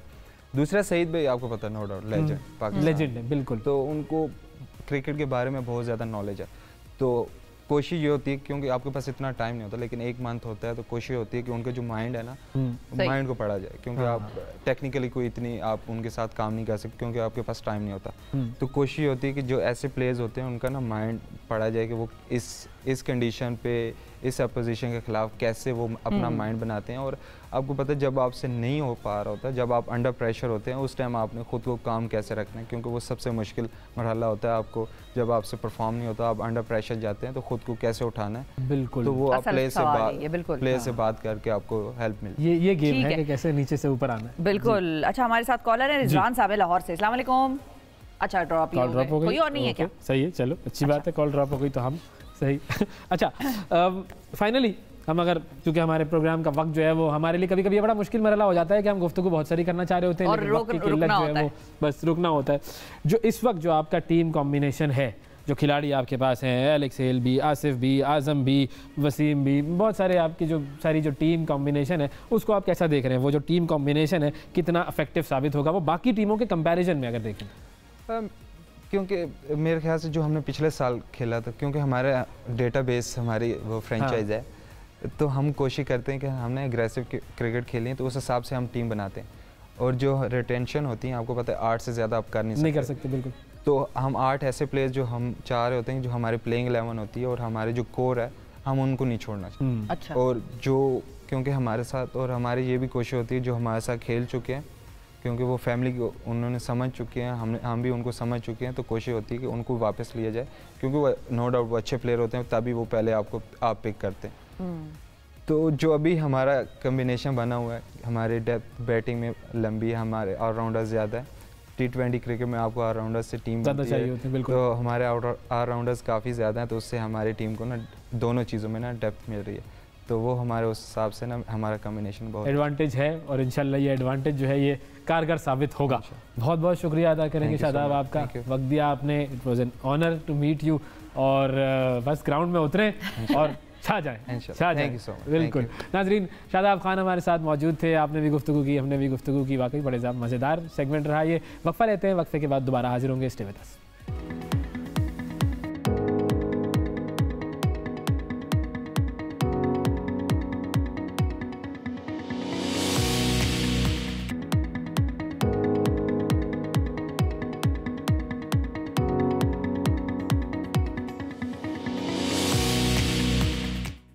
Welcome back to the programme नाजरीन, और अब आपकी मुलाकात कराने लगे हैं हम एक और बड़ी बाहिम्मत शख्सियत से। पाकिस्तान की ट्रांसजेंडर कम्युनिटी ने हमेशा ये साबित किया है कि अगर मसावी मौके दिए जाएं तो पाकिस्तान की तरक्की में वो अपना बड़ा अहम किरदार अदा कर सकते हैं, और इसी चीज़ को मजीद साबित किया है हमारी डॉक्टर सारा गिल ने। कराची से ताल्लुक़ रखने वाली डॉक्टर सारा गिल MBBS करने वाली पाकिस्तान की पहली ख्वाजा सिरा डॉक्टर बनी है माशाल्लाह से, और हमारे साथ मौजूद हैं। अस्सलाम वालेकुम डॉक्टर सारा। वालेकुम अस्सलाम। बहुत मुबारक हो डॉक्टर साहिबा आपको, सबसे पहले तो आपकी डिग्री की बहुत मुबारक हो। ये बताएं आप मेडिकल की तरफ किस तरह से आई? मेडिकल की तरफ मैं इस तरह से आई कि मेरा ताल्लुक़ जिस घराने से है वहाँ तालीम को बहुत अहमियत दी जाती है, और दूसरा ये कि मेडिकल में आने का मकसद मेरा ये था कि मैं खुद जब छोटी थी, बच्ची से बड़ी हो रही थी, तो बहुत सी ऐसी चीज़ें थीं जो कि मेरी हेल्थ रिलेटेड थी, पर मैं किसी डॉक्टर से डिस्कस नहीं कर पाती थी, उन्हें बता नहीं पाती थी, या तो उनको इस बारे में इंफॉर्मेशन नहीं होती थी कि how to treat a transgender person, how to deal with their health issues. तो ये एक बहुत बड़ा फ़ैसला था मेरी कम्युनिटी के लिए और मेरे ख़ुद के लिए कि एक ट्रांस डॉक्टर आए जो कि ट्रांसजेंडर्स की हेल्थ इश्यूज़, उनकी नीड्स को डील कर सके, उन्हें समझ सके। और उसका दूसरा मेन सीन था कि मेरी जो बेस्ट फ्रेंड थी सानिया बलोच, उनकी डेथ ब्लड कैंसर से हुई और उनको कुछ हार्मोनल इश्यूज़ थे। अच्छा। तो उनकी डेथ के बाद मुझे ऐसा लगा कि शायद मुझे अपनी कोशिश को और ज़्यादा बढ़ाना चाहिए, और इसीलिए मैंने और जद्दोजहद की। फिर 2016 में जाकर तकरीबन अलीशा पेशावर वाला केस हुआ जो कि एक वेकअप कॉल था, उसको रखा नहीं गया मेल वार्ड में और फीमेल वार्ड में, और उसकी डेथ हो गई। और इस तरह के इंसिडेंट लातादाद हैं, रिपोर्ट कम होते हैं। तो ये मेरे लिए एक वेकअप कॉल था कि अगर मैं पढ़ी लिखी ख़ानदान से ताल्लुक़ रखती हूँ तो मुझे, मेरा ये फ़र्ज़ था मेरी कम्युनिटी और मेरी नेशन पाकिस्तान के लिए कि मैं कुछ ऐसा करूँ कि ये मुल्क को भी फ़ख्र हो और मेरी कम्युनिटी को भी फ़ख्र हो और मैं उनकी किसी काम आ सकूँ। बिल्कुल सही। अच्छा, अब ये जो आपका जर्नी था डॉक्टर बनने तक का, इसमें एक तो आपकी फैमिली की कितनी सपोर्ट थी, पहले तो ये बताइए। देखिए सच कहूँ, मेरी जो स्कूलिंग और इंटर तक की जो क्वालिफ़िकेशन थी वो मेरे पेरेंट्स ने मुझे बहुत अच्छी थी, बहुत सपोर्ट किया। पर जब उन्हें इस बात का एहसास हुआ कि ये बात अब मैं अपने अंदर नहीं रखूँगी कि मैं ट्रांसजेंडर हूँ, तो वो सपोर्ट कहीं ना कहीं ख़त्म हो गई। हाँ, ममा से मैं टच में थी, ममा ने मुझे, लेकिन हमारे माशरे में आप समझ सकते हैं, एक औरत जो एक सिर्फ हाउस वाइफ है, उसका घर पे कुछ ज़्यादा कंट्रोल या माशरे में ज़्यादा कंट्रोल नहीं समझा जाता है, हालांकि होना चाहिए। तो ममा कांटेक्ट में थी, पर पूरी फैमिली और रिलेटिव्स का जो बर्ताव था वो खासा बुरा था, आप कह सकते हैं। लेकिन अब जब मुझे डिग्री मिल रही है और मैंने पूरे मुल्क का नाम रोशन किया है पूरी दुनिया में, तो मुझे मेरी फैमिली ने एक्सेप्ट किया है। लेकिन कौन सी चीज थी आपको जो मोटिवेट करती थी उन लम्हात में? MBBS की डिग्री लेनी चाहिए। जब सपोर्ट नहीं मिलती थी तो क्या चीज आपको मोटिवेट करती थी? मुझे सबसे ज़्यादा मोटिवेशन पता है उन लोगों से मिली जिन्होंने मुझे सपोर्ट नहीं किया। जिन्होंने ये समझा कि नहीं ये नहीं कर पाएगी, क्योंकि मुझे वहाँ एक जोश और जज्बा मिलता था कि ये लोग जो सोचते हैं कि मेरी कम्युनिटी सिर्फ एक मखसूस काम कर सकती है, मैं उनको सही या गलत नहीं कहना चाहती, लेकिन ज़्यादातर समझा जाता है कि हम सिर्फ डांस फंक्शंस कर सकती हैं या बैगिंग कर सकती हैं। तो ये सोच जो माशरे की है ना, इसने मुझे प्रोवोक किया इस माशरे की सोच बदलने के लिए, और मैंने एक ऐसा प्रोफेशन चुना जो ना सिर्फ मेरी कम्युनिटी के लिए बेनिफिशियल हो, बल्कि माशरे की तमाम स्टीरियोटाइप्स को ब्रेक करे। अच्छा, और ये आपने साबित करे कि हम फॉर्म पर अपने आप को लड़का जाहिर किया था क्या? ऐसा भी कुछ सिलसिला है? जी हाँ, बिल्कुल बिल्कुल ऐसा बिल्कुल सच है। मेरी मैट्रिक और इंटर, देखें हमारे यहाँ जब ट्रांसजेंडर पैदा होता है तो फैमिली माशरे से छुपाने के लिए उसका नाम लड़कों वाला रखती है और उसको मर्द जाहिर करती है बर्थ सर्टिफिकेट्स पर। और जब आप आला तालीम हासिल करते हैं तो अब तो माशरा थोड़ा बदल गया है। पहले तो ख्वाजा सराओं का नाम सुनकर उन्हें स्कूल में एडमिशन तो क्या स्कूल के पास खड़े नहीं होने दिया जाता था। हम जब सिग्नल्स पर आते थे तो लोग खिड़कियों के शीशे बंद कर देते थे। तो ये सोच कर के मैं बताती कि मैं ट्रांस और मुझे एडमिशन मिलता, ये बहुत मुश्किल था। हाँ, मेरा जो मेडिकल कॉलेज है वो बहुत अच्छा है, उन्होंने मुझे बहुत सपोर्ट किया, लेकिन दो चीज़ों की वजह से मैंने अभी भी नाम चेंज नहीं करवाया। वो एक चीज़ कि मेरी डिग्री चल रही थी, उनका मैं वेट कर रही थी। दूसरी चीज़ हज और उम्रा का क्या होगा, मेरी जो रिलीजियस चीजें हैं उनका क्या सिनेरियो है या क्या शरीयत में दिया गया है, फिगर आउट करना है। अगर मैं ख्वाजा सरा लिखवाती हूँ तो मेरा ट्रैवल, क्योंकि मैं पाकिस्तान की ट्रांस कम्युनिटी को इंटरनेशनली रिप्रेजेंट करती हूँ और बहुत सी कंट्रीज के फॉर्म्स में ट्रांसजेंडर नहीं है, तो मुझे चेंज करना एक इशू है फिलहाल। अब मेरी डिग्री आ गई है तो अब मैं इस बारे में सोचूंगी, और मुझे लगता है मेरा नाम और पहनावा मेरी काबिलियत जज नहीं करता। बिल्कुल, अल्लाह आपके लिए मजीद आसानियां पैदा करे। फाइनली सायरा, ये बताइए कि आगे फ्यूचर में क्या प्लान्स हैं, क्योंकि आपने इस जर्नी का आगाज ही अपनी कम्युनिटी को अपलिफ्ट करने के लिए किया था कि उनको बेहतर सर्विसेज हेल्थ की फराहम हो सकें, तो आगे उनके लिए कुछ करना चाहती हैं? अपना में भी एक दिन आए कि डॉक्टर सारा गिल का अपना ट्रांसजेंडर हॉस्पिटल पाकिस्तान में है। सबसे पहले तो बिल्कुल इंशाल्लाह, और ऐसा दिन ज़रूर आएगा। मैं हर जगह कहती हूँ, यहाँ पर कह देती हूँ, मैं पहली ज़रूर हूँ पर आखिरी डॉक्टर नहीं हूँ ट्रांसजेंडर। क्या प्लान? दूसरी चीज़, मैं तीन चीज़ें मैंने प्लान की हैं। सबसे पहले तो मैं FCPS करना चाह रही हूँ, एंडोक्रिनोलॉजी रिलेटेड स्टडी करना चाह रही हूँ, और सेकंड ऑप्शन मेरे पास MPH है। लेकिन फ़िलहाल मैं हाउस जॉब करूँगी और मैं देखूँगी कि मेरी कम्युनिटी की ज़्यादा नीड्स किस मेडिकल फील्ड में ज़्यादा हैं या उनको मेरी ज़रूरत किस तरह ज़्यादा है, तो मैं उसमें स्पेशलाइजेशन करूँगी।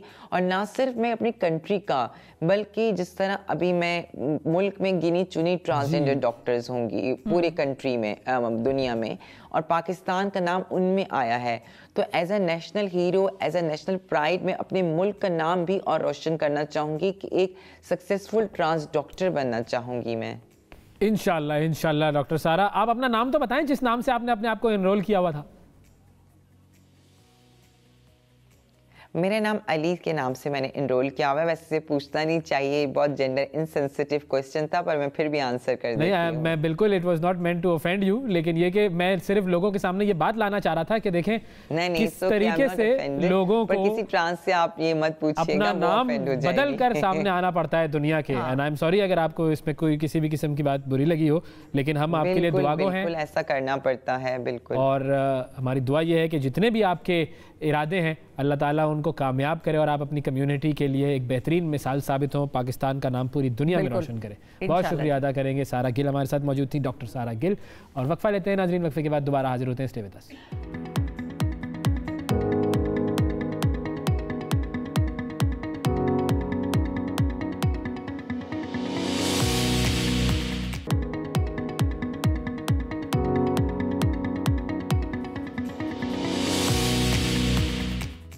Welcome back. कुछ होने वाला है का वसवसा है, या फिर वाकई कुछ होने वाला है, या फिर सिर्फ एक वहम है? तहरीक इंसाफ हुकूमत को 3.5 साल से ज़ायद का अरसा हो चुका है, और अगर देखा जाए तो ये हुकूमत का चौथा साल है, और अगला साल 2023 यूँ कह लीजिए कि नए इंतखाबात का साल है, मगर इस वक्त हुकूमत मसाइल से घिरी है।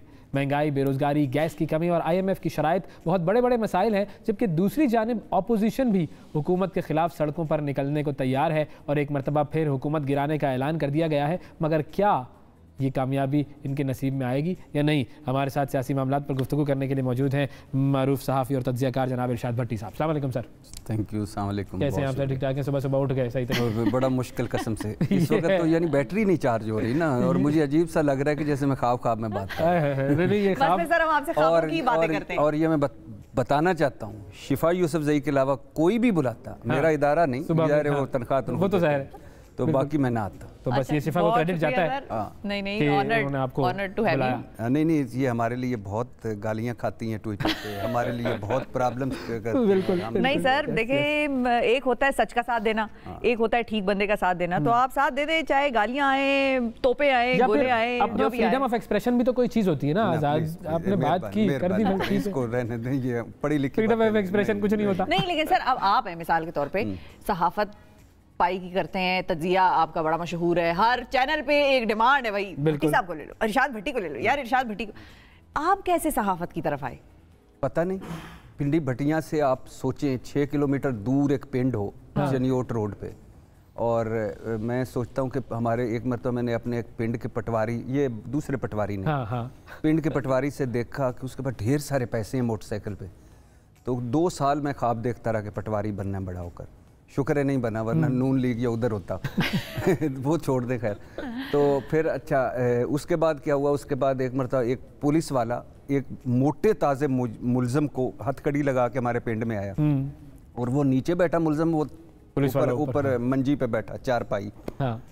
तो उस वक्त मैंने सोचा कि नहीं मैं पुलिस वाला बनूंगा। सही पावर। हाँ, फिर एक बार जब हम बसों पे आते थे पिंडी भटियां स्कूल में, तो वो GTS उस वक्त होती थी, गवर्नमेंट ट्रांसपोर्ट सर्विस, तो वो उसका जो नहीं रोकता था ड्राइवर, वो तिरछा सा बैठा होता था चादर की बुक्कल मार के सर्दियों में। तो ऐसे हमें देख के आगे निकल, तो मैं सोचा था GTS का ड्राइवर बनूंगा।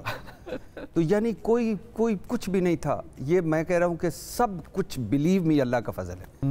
तो ये फिर वो जब लाहौर आ गए, रुलते रुलते लाहौर आ गए, लाहौर आके तो BA के बाद जंग लाहौर में, फिर इधर अल अखबार, पाकिस्तान ऑब्जर्वर, फिर दरमियान में छोड़ दिया कि कोई पैसे ही कोई नहीं है, नौकरियां की बेतहाशा नौकरियां की, कंसल्टेंसी ये वो और वो क्या उसको कहते हैं ना,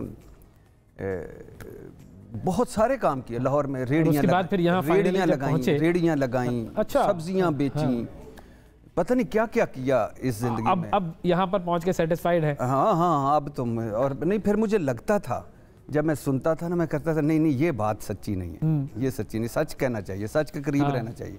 नहीं तो आपका सच आपके लिए सच है, दूसरे के लिए आपका सच नहीं है। ये भी तो एक सिचुएशन है ना, इससे कैसे निपटते हैं? हमारे मुल्क में है। फॉर एग्जांपल अगर मैं कहूँ मियां मोहम्मद नवाज शरीफ 3 मरतबा के वजीर आजम रह चुके हैं, तो अब ये सच है ना, मैं तो कह रहा हूँ।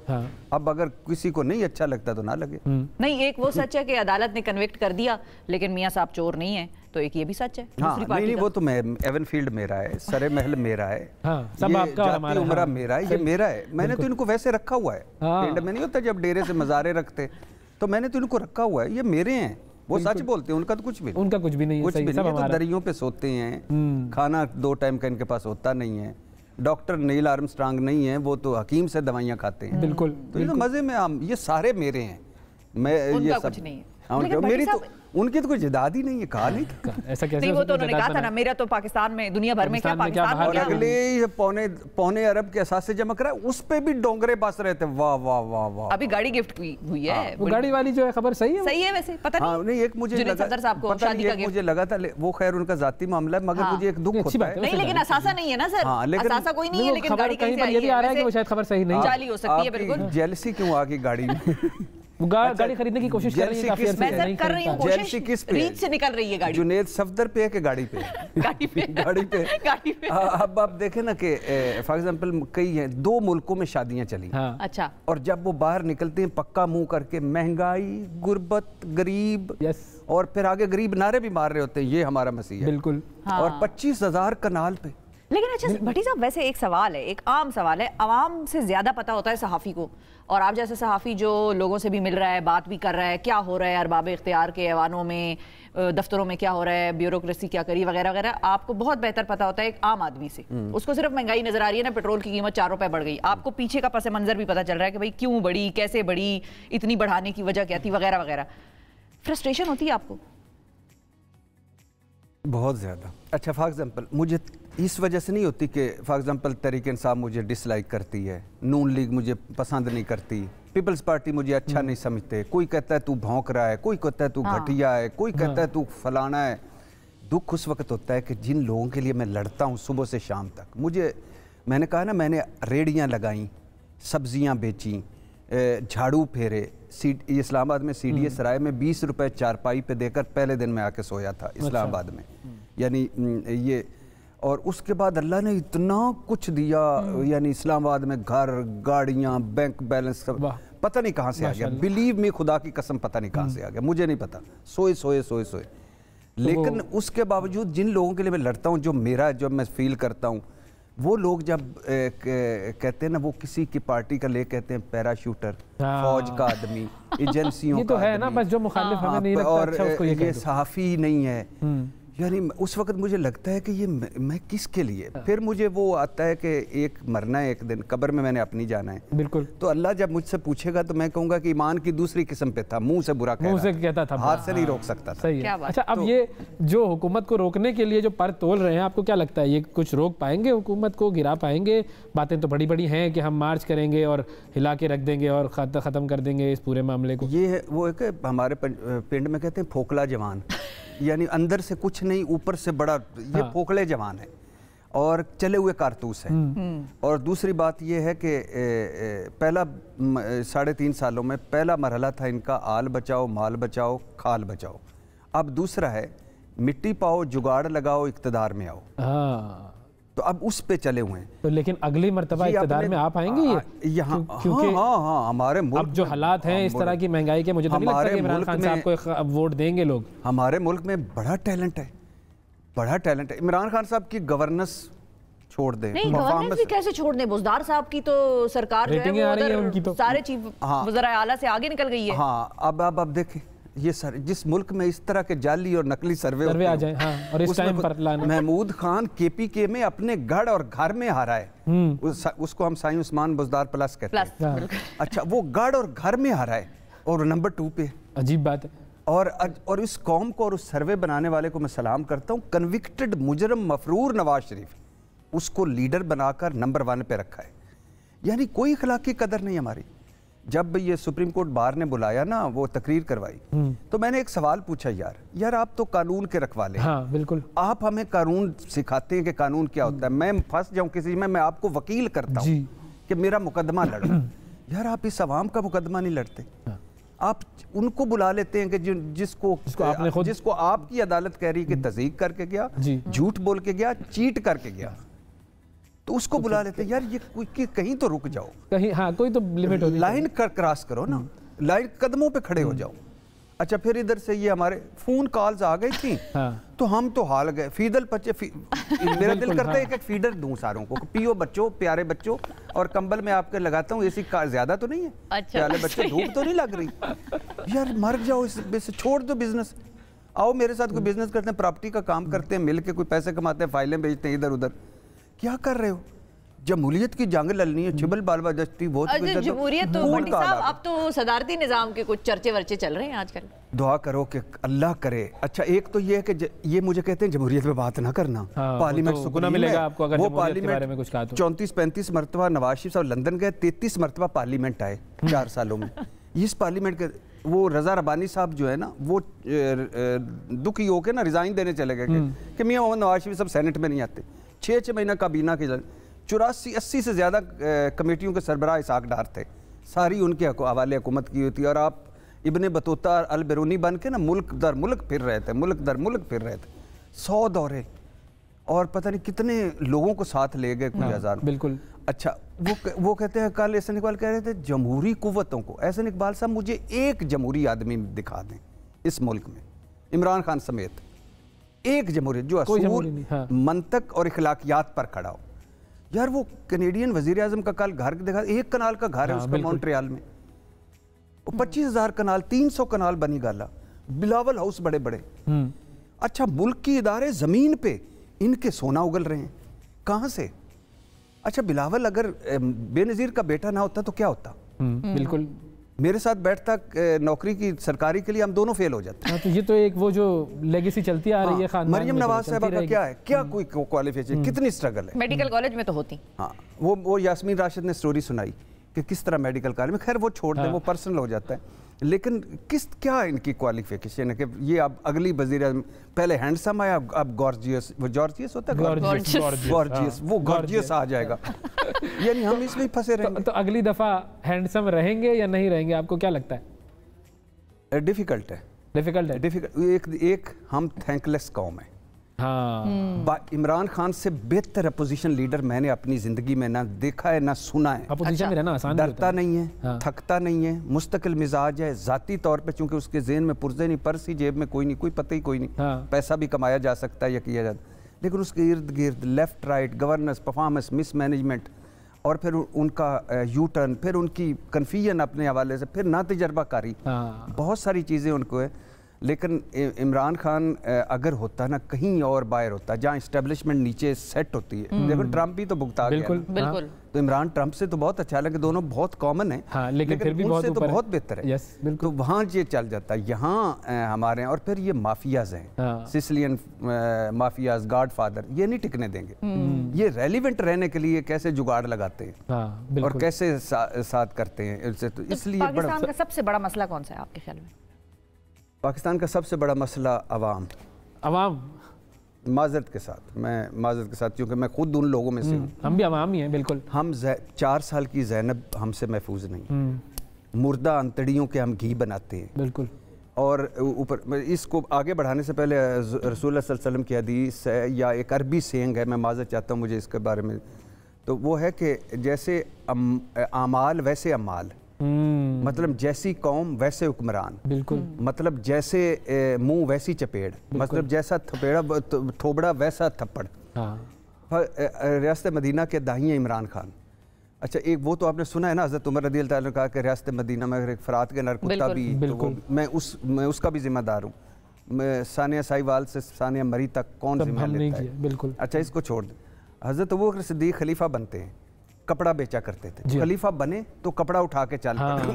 उन्होंने कहा कि भाई आप किधर जा रहे हैं? उन्होंने कहा मैं कपड़ा बेचूंगा। उन्होंने कहा खुदा के लिए, जब खलीफा कपड़ा बेचे तो बाकियों का कौन खरीदेगा, तो फिर मैं क्या करूं? उन्होंने कहा सैलरी। अच्छा, हज़रत अबू बकर सिद्दीक़ रज़ी अल्लाह ताला ने कहा सैलरी मैं मुकर्रर करूंगा, तो उन्होंने कहा ठीक। अच्छा, उन्होंने अपने जो उस वक्त का सबसे कम पैसे लेने वाला मजदूर था ना, उसकी सैलरी मुकर्रर की। एक तो उन्होंने कहा कि मुझे पता चलता रहे कि एक तो ये कि मैं सबसे कम तनख्वाह लेता हूँ अपनी रियासत में या अपनी हुकूमत में, दूसरा मुझे पता चलता रहे कि इसमें मेरे मजदूर का गुजारा कैसे होता है। अब इमरान खान साहब 300 कनाल के बनी गाला घर में रहते हैं, सवेरे स्विमिंग करते हैं, जिम करते हैं, दही और ढेर सारा फ्रूट खाते हैं, उसके बाद अच्छे भले खेड़ी शेड़ी पहन के आ जाते हैं, तो वो कहते हैं महंगाई नहीं है। हाँ, और उसके बाद आज 11 बजे आते हैं, अपना आगे लंबी लाइनें, गुलाम दर गुलाम दर गुलाम दर गुलाम खड़े होते हैं। 5 बजे वो वनडे T20 खेल के फिर वापस बनी गाला चले जाते हैं। कोई एक मुझे बता दें, आप किसी दिन मरियम नवाज साहबा से गुर्बत की डेफिनेशन पूछे, कभी लगी हैं किसी यूटिलिटी स्टोर पे गई हैं कि दाल दे दो, जो गलती नहीं है, मैं ले गया था, गली नहीं थी मनूस। अच्छा तो अब देखें कि कभी लगती है ना। बिलावल भुट्टो साहब ने कभी मेरे अस्पताल में लेट के इलाज करवाया हो ही नहीं सकता। इमरान खान साहब ने मेरे नलकों से पानी पिया, ये हम देखते होते थे, लेकिन इमरान खान साहब के वो मसाइल हैं जो मेरे हैं ना बिल्कुल नहीं। तो अवाम, मैं कह रहा था अवाम इसलिए कह रहा था कि अवाम के ज़ैनब इनसे महफूज नहीं, गधे ये हमें खिला जाते हैं, मुर्दा अंतड़ियों का घी ये खिलाते हैं, कप लेके ना चाय का, इनकलाब नहीं आ रहा। अच्छा, तब्दीली पता नहीं क्यों नहीं आ रही। और नजर उस पे है कि बाजमात नमाज पढ़नी है, मिलावट ज्यादा। कहीं से मुझे खालिस दूध, बिल्कुल कहीं से खालिस मिर्च। नहीं, महंगाई जो हम करते हैं, मतलब एक महंगाई है जो होती है। अच्छा, मेरे जो हम करते हैं, मेरे मोहल्ले में एक ही जगह टमाटर अगर 80 रुपए है तो दूसरा 90 पे बेच रहा है, तीसरा 100 पे बेच रहा है। अच्छा, जो ही पूछे ना कि क्यों, तो मुझे हल्का स्माइल देके तब्दीली आई। तो हमारे अंदर तब्दीली नहीं आएगी तो फिर हमें लानी पड़ेगी, हमें करना पड़ेगा, हमें तब्दील होना पड़ेगा ऊपर, तभी ये हमारे सरों से हटेंगे। जब तक हम तब्दील 14 साल से सिंध में है, 14 साल से 4 मरतबा मरकज में, आप तीनों में से खुदा की कसम हम एक हफ्ता लड़काना में नहीं रह सकते। इनका सियासी किबला है। बिल्कुल बिल्कुल। एक हफ्ता लड़काना में रह जाएं तो मुझे लग जाए आप तीसरे दिन मॉर्निंग शो करें ना। बिल्कुल ऐसा ही है, आपकी इवनिंग हो जाए। और ये जमहूरियत हमारे सर पे है कि नवाज शरीफ का भाई हल्का देख लें, इनका लड़काना देख लें और हमारा मियाँ वाली देख लें। बिल्कुल, सब पता चल जाएगा। ये पूरा एनालिसिस था जो कि जिसको कहते हैं ना कच्चा चट्टा खोल कर सारी बात जो है वो सामने ला कर रख दी, और बुनियादी जिम्मेदारी आवाम की भी आती है। बहुत शुक्रिया अदा करेंगे इरशाद भट्टी साहब, वक्त दिया आपने, बस जो आपने जगा दिया सर, जगा दिया। और जोड़ा है बेसिकली, यानी मुझे फौरन जगा के, तो वो क्या कहती है, मैनू जगा के आप सौन लगे कि जुल्म कमाने। नहीं, हम कहाँ सौन लगे, हमारा तो मामला अभी चलता रहेगा। लेकिन आप आखिर जाते हैं, मुझे आपके हेयर स्टाइल बहुत पसंद sir. Thank you, I love you. मैं तो दुआ करता हूँ अल्लाह सबको ये हेयर स्टाइल दे। आप जब अगली मरतबा मियां मोहम्मद नवाज शरीफ साहब आएंगे तो आप आला ओहदे पे होंगे इंशाल्लाह इंशाल्लाह। थैंक यू सर, बहुत शुक्रिया। वक्फा लेते हैं, वक्फे के बाद दोबारा हाजिर होते हैं। स्टे विद अस।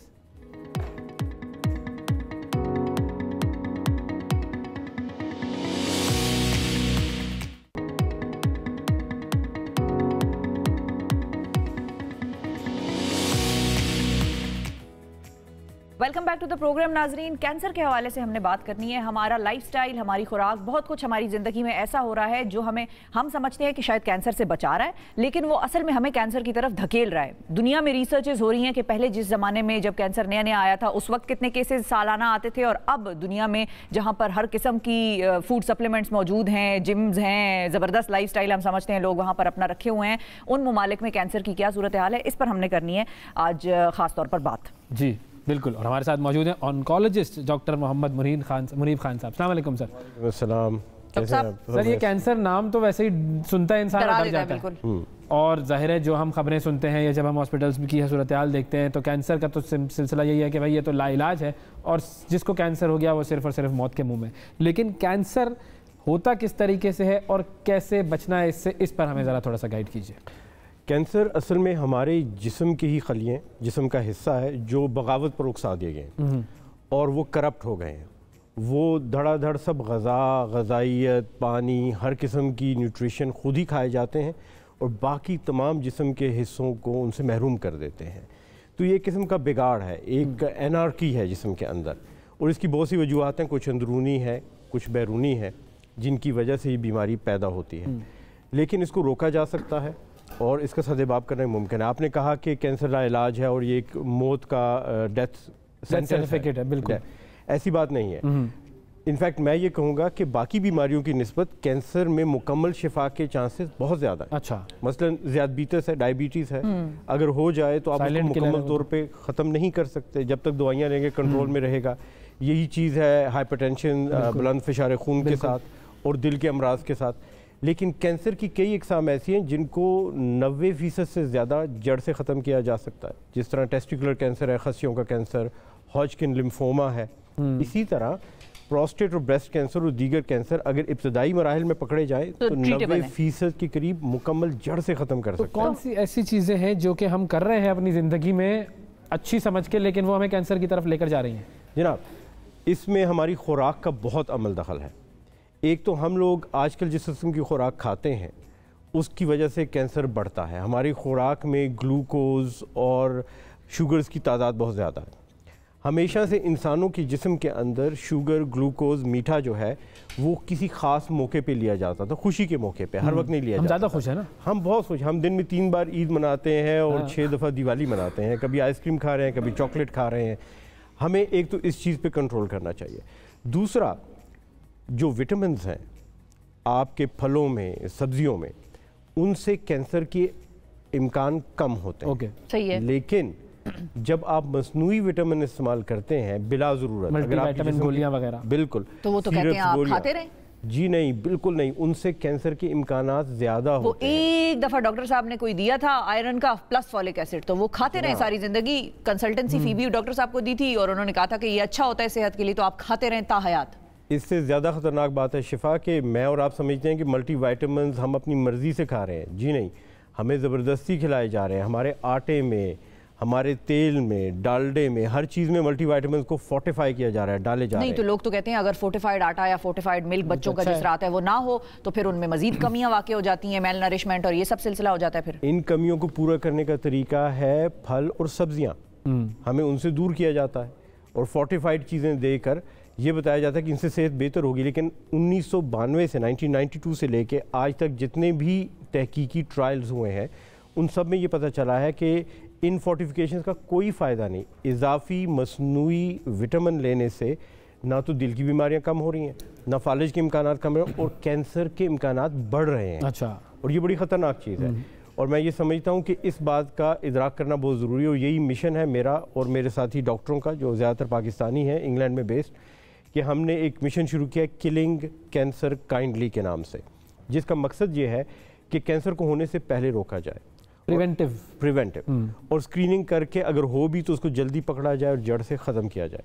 और आलमी इदारा सेहत ये कहता है कि 50% कैंसर को होने से रोका जा सकता है। अच्छा। और मैं आपको एक बात बताता चलूँ कि बरतानिया में जब मैं 2000 में गया और काम शुरू किया तो उस वक्त 33% बरतानवी बाशिंदों को ज़िंदगी में एक कैंसर होता था। अच्छा, आज 2020 में ये तादाद 50% है। तो the numbers are increasing. Pakistan के अगर कुछ पाकिस्तान के भी बढ़ रहे हैं, हमारे उनसे कम है। सही है। हमारे अभी तक 10-12% के लगभग है, सही एदादो शुमार भी नहीं है और हम चाहते हैं कि सही एदादो शुमार जमा करें। हमारा मकसद किलिंग कैंसर काइंडली में ये भी है कि पहले एदादो शुमार जमा करें और देखें कि एहतियाती तदबीरों से कितना फ़र्क पड़ता है। और सर ये भी कोई रिसर्च है कि सबसे ज़्यादा फैलने वाला कैंसर कौन सी टाइप का है? जी, सबसे ज़्यादा जो है ब्रेस्ट कैंसर और प्रोस्टेट कैंसर है, बाउल कैंसर है, इनकी तादाद में बड़ी तेज़ी से इजाफा हो रहा है। लंग कैंसर बाहर की दुनिया में कम हो रहा है लेकिन एशियाई ममालिक में बढ़ रहा है क्योंकि यहाँ सिगरेट की फ़रोख्त अब भी बहुत ज़्यादा है और इस्तेमाल भी ज़्यादा है। लिवर कैंसर जो है वो भी बढ़ रहा है। पाकिस्तान के अंदर कुछ ऐसे कैंसर पाए जा रहे हैं जो अमूमन बाकी ममालिक में बहुत अगली उम्र में होते हैं। मसलन मीज़ोथीलियोमा है कि वो आपके फेफड़ों के गिर्द जो झिल्ली है उसके अंदर एक कैंसर पैदा होता है, बड़ा रेयर कैंसर है।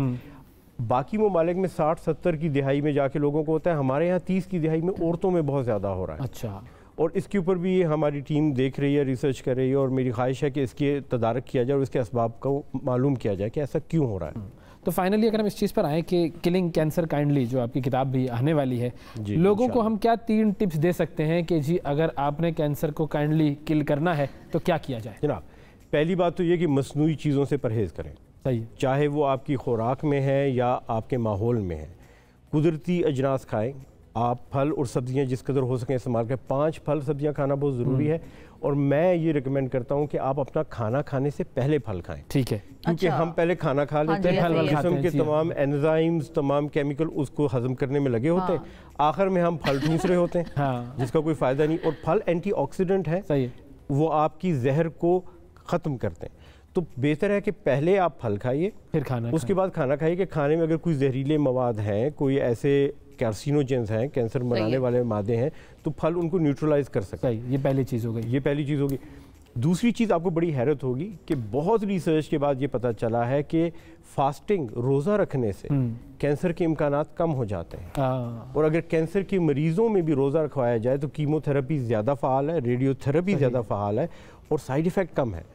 और रिकमेंड किया जा रहा है, आजकल एक बड़ा ट्रेंड चला है कनाडा, यूरोप और अमेरिका में, इंटरमिटेंट फास्टिंग। वक्फे से फास्टिंग कीजिए और 5:2 2 दिन फास्टिंग कीजिए, 5 दिन फीस्टिंग कीजिए। ये तो हमारे नबी 1400 साल पहले हमें बता के गए, करते नहीं है। और वही बात है कि हमारे इस्लाम पे मगरिब वाले अमल करते हैं और हम नहीं कर रहे। हम नहीं कर रहे। तो ये 2 चीज़ें हो गई। 2 चीज़ें हो गई।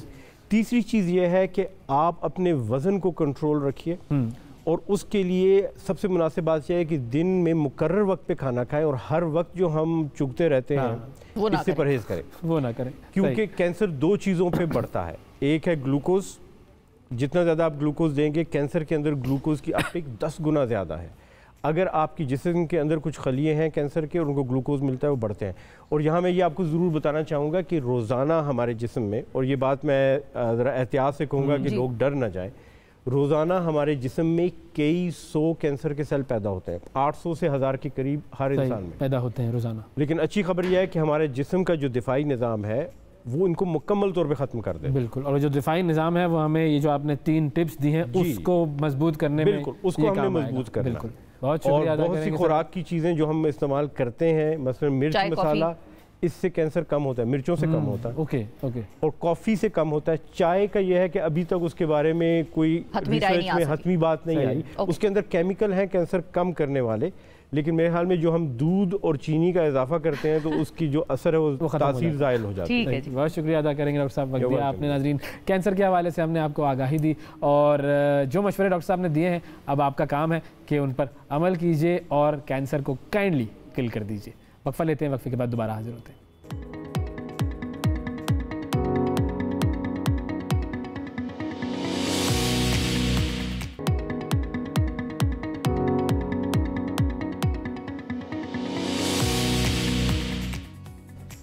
वेलकम बैक जी। सबसे आगे में एक मरतबा फिर खुशामदीद। अब जरा बात करते हैं कुछ फूड पांडा की, और फूड पांडा क्या करने जा रहा है ये मैं आपको बताता हूँ। कामयाब जवान प्रोग्राम एक चल रहा है जी, बिल्कुल हुकूमत ने शुरू किया है और इसका बुनियादी मकसद ये है कि जवानों को कामयाब किया जाए। एंटरप्रेन्योरशिप की तरफ लेकर आए हम, और हमारी ज़रा थीम भी चल रही है एंटरप्रेन्योरशिप की इस पूरे हफ्ते। तो आज हम बात करेंगे फूड पांडा के हेड ऑफ होम शेफ्स जनाब एहसन मलिक साहब से, और उनसे जानेंगे कि कैसे फूड पांडा और कामयाब जवान प्रोग्राम का इश्तिराक हुआ है और कैसे नई राहें उन होम शेफ्स के लिए खोली जा रही हैं। अस्सलाम वालेकुम एहसन साहब।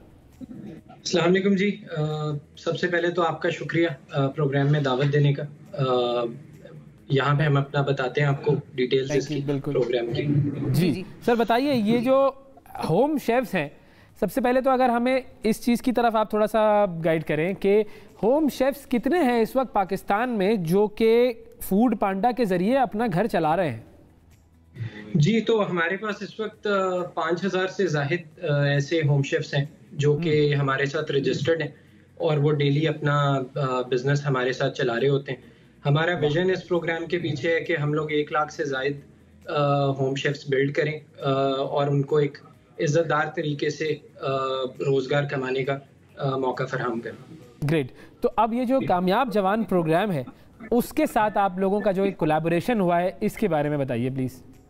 जी, तो बेसिकली जी कामयाब जवान प्रोग्राम प्राइम मिनिस्टर साहब के विजन के तहत एक यूथ एंटरप्रेन्योरशिप का प्रोग्राम है जिसके अंदर जो हमारी पाकिस्तान की majority of our population youth centric है और उनको एक माशी एम्पावरमेंट के लिए एक प्रोग्राम ये लॉन्च किया गया और इसमें फूड पांडा ने भी कामयाब जवान टीम के साथ बड़ा क्लोजली काम किया और साइन अप किया और हमने अपने होम शेफ्स को इसके साथ रजिस्टर करा के फाइनेंसिंग और लोन्स प्रोवाइड करना शुरू कर दिए, जिससे उन्होंने इन लोन्स को मुख्तलिफ रीजंस के लिए यूज़ किया, जिसमें उन्होंने अपने किचन के लिए कुछ सामान अगर लेना था वो ले रहे हैं।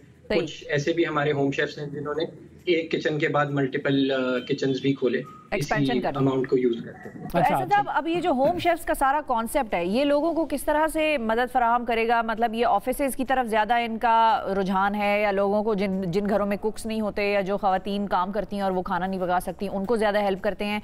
कौन कौन इनसे फैसिलिटेट हो सकेगा और कैसे?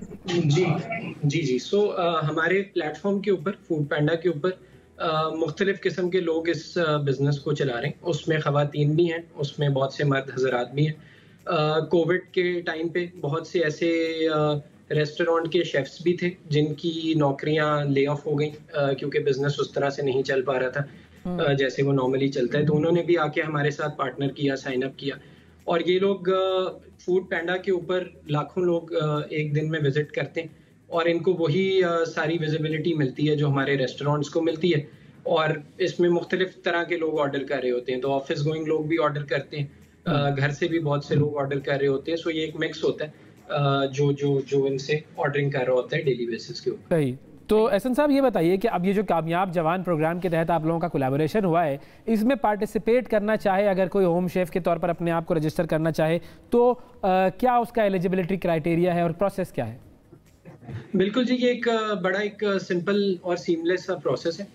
जितने भी लोग, जितने भी होम शेफ्स हमारे साथ काम करें वो तमाम इसके लिए एलिजिबल हैं। इसमें हमने एक अलग से अपना डिपार्टमेंट भी बनाया हुआ है जो इन होम शेफ्स की एप्लीकेशंस को प्रोसेस होने में भी फैसिलिटेट करता है, उनकी मदद करता है। उसके अलावा उनको जो डॉक्यूमेंटेशन होती है, जो बिजनेस प्लान बनाने होते हैं, उसमें भी मदद करता है। सो इसके अंदर कॉम्प्लिकेशंस नहीं है। गवर्नमेंट ऑफ पाकिस्तान ने, प्राइम मिनिस्टर साहब ने इस प्रोग्राम को डिज़ाइन ही ऐसा किया कि ये बड़ी आसानी से अवेल किया जा सकता है। वो लोग जो हमारे साथ काम कर रहे हैं उनके ऑलरेडी सेल्स होती हैं, वो ऑलरेडी बिजनेस रन कर रहे होते हैं। उस डेटा को देखते हुए हम इनको लोन्स बैंक्स के ताउन से प्रोवाइड करते हैं। सही। और इनको कितना तक लोन मिल सकता है? इसकी जी लिमिट्स होती हैं।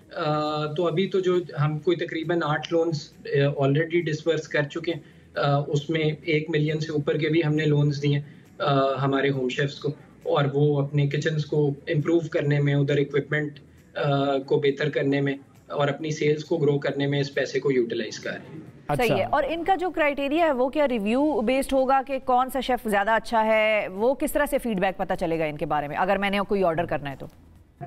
बिल्कुल, उसके अंदर हमारी जो फूड पैंडा की एप्लीकेशन होती है उसके ऊपर रिव्यूज़ भी आ रहे होते हैं, उस पर रेटिंग्स भी आ रही होती हैं, और हमारा जो रिव्यू और रेटिंग का सिस्टम है वो स्टेट ऑफ द आर्ट है। उसमें one of the top notch systems जो है वो अप्लाई हुआ है, और उससे आप बिल्कुल देख के रिव्यूज़ पढ़ के डिसाइड कर सकते हैं कि आपको कौन सा वेंडर बेहतर लगता है ऑर्डर करने के लिए। सही। अच्छा, अब ये जो होम शेफ्स हैं उनमें जहाँ तक मेरा गुमान है, अंदाज़ा है, आप इसको ज़रा ज़्यादा बेहतर क्लियर कीजिएगा कि उसमें ज़्यादातर जो तादाद है वो क्या ख़वातीन की है? बिल्कुल, इसमें तकरीबन 60% हमारे जो होम शेफ्स हैं वो ख़वातीन हैं, और इसमें ज़्यादातर ख़वातीन अपने जो फैमिली को सपोर्ट करने के लिए, मर्द हजरात के साथ अपनी घर की जो इनकम है उसको बढ़ाने के लिए इस पे साइन अप करती हैं, और आकर एक रोज़गार उन्हें ऐसा मिल जाता है जिसमें उन्हें घर से बाहर भी नहीं जाना पड़ता, और वो एक इज़्ज़तदार तरीके से अपना माशी सिस्टम घर का चला लेते हैं बेहतर तरीके से। तो अब ये जो आप लोगों की कोलैबोरेशन डेवलप हुई है, क्या कोई नंबर तय हुआ है कि आपने इतने केसेस को, इतने होम शेफ्स को अपने नेटवर्क में शामिल करना है इस प्रोग्राम के तहत? जो आपने वैसे तो बताया था कि 1 लाख तक का आपका टारगेट है, लेकिन इस प्रोग्राम के तहत हमारा बिल्कुल विजन 1 लाख होम शेफ्स का है। ऑलरेडी हम हज़ारों में हमारे साथ ये लोग साइंड अप हैं, और ये अगेन एक और रीज़न है, एक और वजह है कि होम शेफ्स हमारे साथ आएँ, काम करें, और आके हमारे थ्रू फाइनेंसिंग या लोन्स भी अवेल करें, जिसको इस्तेमाल करते हुए वो ना सिर्फ अपना बिजनेस बढ़ा सकते हैं, बल्कि अगर होम शेफ से उन्होंने एक रेस्टोरेंट के अंदर भी कन्वर्ट होना है फ्यूचर में, तो ये लोन की जो अमाउंट है वो उनकी मदद करती है उसको पूरा करने में। और अभी ये जो आप लोगों का कोलैबोरेशन है, ये किसी स्पेसिफिक सूबे पंजाब के लिए ही हुआ है या पूरे पाकिस्तान से कोई भी होम शेफ इस पर इसमें आ सकता है? बिल्कुल, ये हमारे क्योंकि ये जो स्कीम है कामयाब जवान की, ये अक्रॉस पाकिस्तान है, तो बिल्कुल ये कहीं से भी हमारे जो होम शेफ्स हैं वो चाहे पंजाब में हों या किसी और सूबे में हों, वो इसके लिए एलिजिबल हैं और अप्लाई कर सकते। सही। तो और इसको एप्लीकेशन का कोई तरीका कार अगर आप हमारे नाजरीन के लिए वाज़ेह कर दें? बिल्कुल जी, इसमें कामयाब जवान के साथ हम एज फूड पैंडा होम शेफ्स रजिस्टर्ड हैं। तो जब आप उनकी वेबसाइट पे जाते हैं अप्लाई करने के लिए, तो वहाँ पे एक ड्रॉप डाउन आ रहा होता है फूड पैंडा होम शेफ्स का, आप उसको सिलेक्ट करके अपनी तमाम तफसीलात वहाँ पे दर्ज करते हैं, और फिर वो रिस्पेक्टिव बैंकों के पास जाती है, जहाँ से ये फिर प्रोसेस सारा सीमलेस तरीके से एक्सपेडाइट होके डिस्बर्समेंट की तरफ चला जाता है। सो प्रोसेस को हमने सिंप्लीफाई रखा हुआ है, और उसके अंदर गवर्नमेंट ऑफ पाकिस्तान का, प्राइम मिनिस्टर साहब का और कामयाब जवान की टीम का along with all the banks बड़ा एक अहम किरदार रहा है थ्रू आउट। बिल्कुल ठीक है। बहुत शुक्रिया अदा करेंगे एहसन मलिक साहब, वक्त दिया आपने, और फूड पांडा किस तरीके से कामयाब जवान प्रोग्राम के साथ मिलकर पाकिस्तान के होम शेफ्स को एक बहुत बड़ा प्लेटफॉर्म फराहम कर रहा है, इस बारे में हमने बातचीत की। आप भी अगर होम शेफ़ हैं तो ये जो फूड पांडा का होम शेफ्स प्रोग्राम है कामयाब जवान प्रोग्राम के तहत, इसके अंदर शामिल हो सकते हैं और अपना फूड बिजनेस शुरू कर सकते हैं। इससे अच्छी बात क्या हो सकती है। वक्फा लेते हैं, वक्फे के बाद दोबारा हाजिर होते हैं। Stay with us.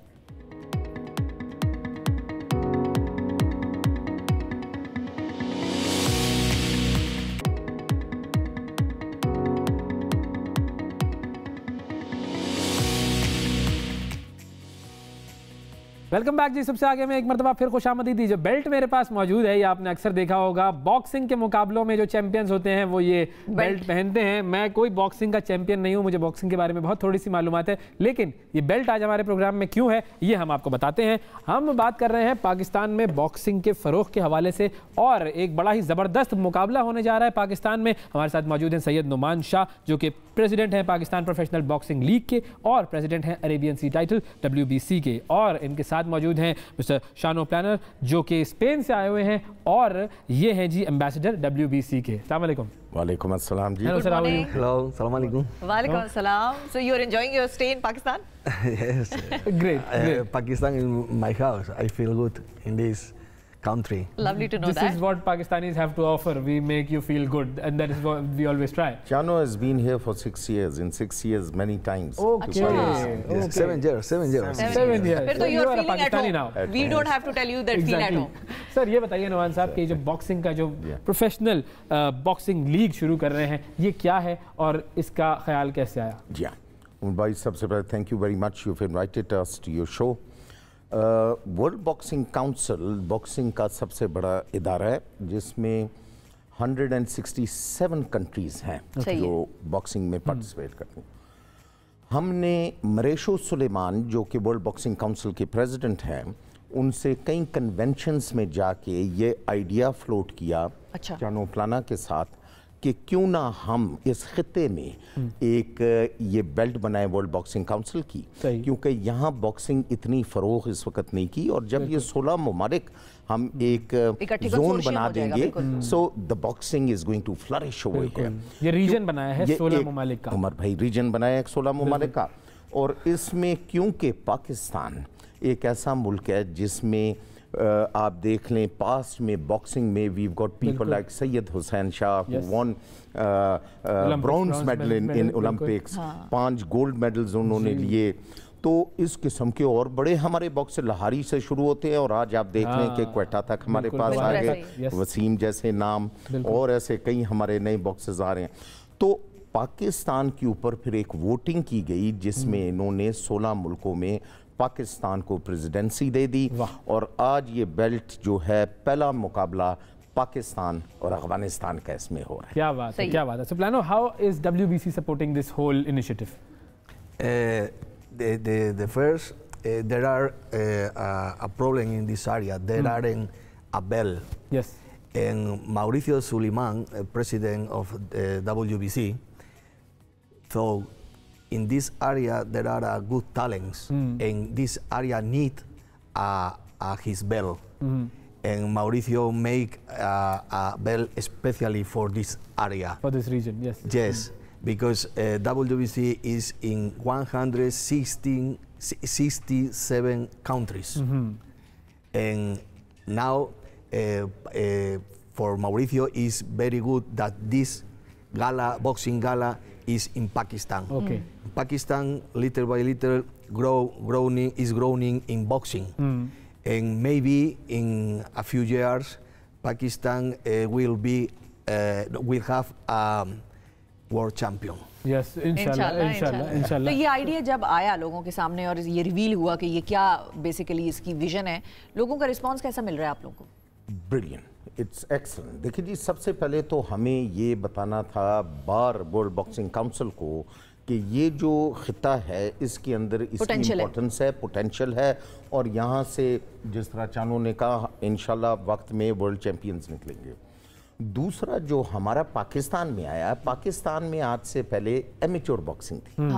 Amateur boxing के बाद कोई प्रोफेशनल नहीं थे, तो वो बॉक्सर्स बिल्कुल उधर they used to die down, finished, और आगे वो सिर्फ जा सकते थे ओलंपिक्स के लिए। बिल्कुल।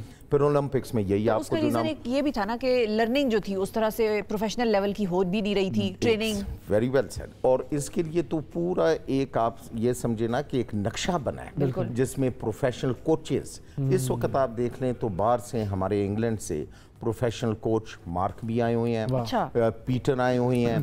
Peter is an Irish legend of boxing and he is in Islamabad. तो आस्ता आस्ता दुनिया से, मेरी 4 दिन पहले टाइसन फ्यूरी से बात हुई, he is the world champion.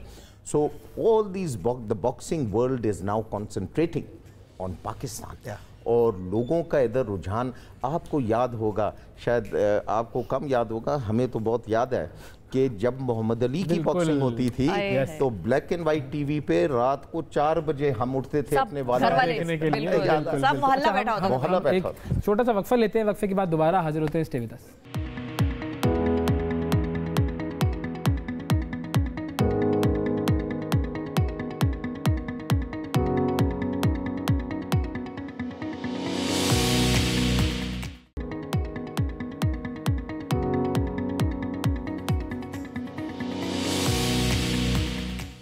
Welcome back जी। बॉक्सिंग के हवाले से बात हो रही है। पाकिस्तान में मुनक्किद किया जा रहा है Pakistan professional boxing league. Numan साहब, कितने बॉक्सर्स हैं, कितनी फाइट्स होंगी, कुछ इवेंट के बारे में बताइए। जी हाँ, हमारी सबसे पहले एग्जीबिशन फाइट्स होंगी, अच्छा, जिसमें 2 खवातीन लड़ेंगी। वाह। फिर हमारे एक बॉक्सर आ रहे हैं इंग्लैंड से, अगेन एग्जीबिशन 92 kg में, वो पाकिस्तानी बॉक्सर के साथ लड़ेंगे।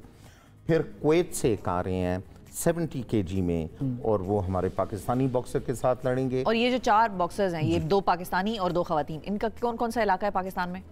हमारी जो खवातीन हैं ये हज़ारा डिवीज़न से आ रही हैं। वाह। जो हमारे बॉक्सर्स बाकी हैं, इनको हमने चूज़ किए पंजाब से, कोई सिंध से। अच्छा। तो we have mixed it up, ठीक है। But this is more of an exhibition. The main fight is the title fight, जो इस बेल्ट के लिए होगी। जो इस बेल्ट, तो अमूमन बेल्ट फाइट जब होती है उससे पहले आप चंद मुकाबले और कराते हैं। नॉर्मली उन मुकाबलों में रैंकिंग होती है, ठीक है। तो जो बॉक्सर लड़ते हैं उनकी रैंकिंग आ जाती है। आपको एक अच्छी मैं बताऊंगा नाजरीन के, आपको खुशी होगी कि जब बेल्ट फाइट होती है, ये जो बेल्ट फाइट होगी जिसमें मुजफ्फर पाकिस्तान से और अहमद अफगानिस्तान से आ रहे हैं, इनमें जो बच्चा ये बेल्ट जीतेगा वो वर्ल्ड रैंकिंग में अपनी क्लास में 14वें नंबर पे होगा। So they just celebrate like this. तो ये बड़ा अहम मुकाबला है, बहुत अहम मुकाबला है। So you have interacted with the international boxers that are coming to Pakistan for this event. What is their feeling? I believe in 2 days we will see a big show, because the organization is very good, and WBC and Nauman and PPBL wants a big show for Pakistan. And for example, the referee, the referee in the gala is the best referee at the world. Wow. From Panama, Hector Afu. Okay. 2 times the best referee at the world. And the supervisor is Juan Carlos Pelayo, is the big name in WBC, big name in boxing. Is a good judge, and maybe in 2 days we will see a big show for Pakistan, and all the world see that Pakistan is a good country for a boxing. This is basically a big international gala। और ज़ाहिर है पाकिस्तान में तो sports lovers बहुत सारे मौजूद हैं, boxing lovers भी मौजूद हैं बहुत सारे। सर, ये तो आगाज़ है, ये आगाज़ कहाँ तक फ्यूचर में ले जाने का प्लान है? ये देखिए जी, जिस वक्त ये अपनी पीक को पकड़ेगा, we feel in another 6 months to about 9 months this belt will be fought throughout these 16 countries in a massive manner। दर्जनों मुकाबले होंगे, 1 साल में दर्जनों मुकाबले होंगे। इस बेल्ट की बेसिकली वेट क्लासेस शुरू होती हैं 42 से 92 kg तक, 94 kg तक, जिसमें हैवी वेट चैंपियंस रहते हैं। तो ये 9 क्लासेस या 10 क्लासेस इस बेल्ट की होती हैं डिफरेंट वेट्स पे, जिसमें चैंपियंस निकलते हैं। तो फाइनली हैवी वेट चैंपियन होता है जो 92 kg पे लड़ता है। So there be 9 to 10 champions on this belt, and they will be always challenged. तो ये जब चैलेंजेस होएगी, that country is going to be having this belt. इंशाल्लाह पाकिस्तान में जिस तरीके से ये जो वो बीज बोने की बात होती है, जब बीज कोई बो देता है तो बस फिर उसके बाद वो दरख्त बनता रहता है, उसको थोड़ी सी नर्चरिंग की ज़रूरत होती है। बिल्कुल। और इंटरनेशनल बॉक्सर्स आएंगे, ये भी एक बड़ी मतलब खुशाइन बात है पाकिस्तान के लिए कि इंटरनेशनल बॉक्सर्स आएंगे। इंटरनेशनल लेवल पे पाकिस्तान की ये गेम जो है देखी जाएगी, वर्ड ऑफ माउथ फैलेगा, तो हमारे बॉक्सर्स को बहुत सारे चांसेस मिलेंगे कि वो भी बाहर जाकर बॉक्सिंग कर सकेंगे। बहुत शुक्रिया अदा करेंगे नुमान साहब, thank you Plano for coming to the show, और best of luck for the event sir. नाजरीन, आज के प्रोग्राम में इतना ही। अगले प्रोग्राम तक के लिए हमें इजाज़त दीजिए, फिर मुलाकात करेंगे। अल्लाह हाफिज़।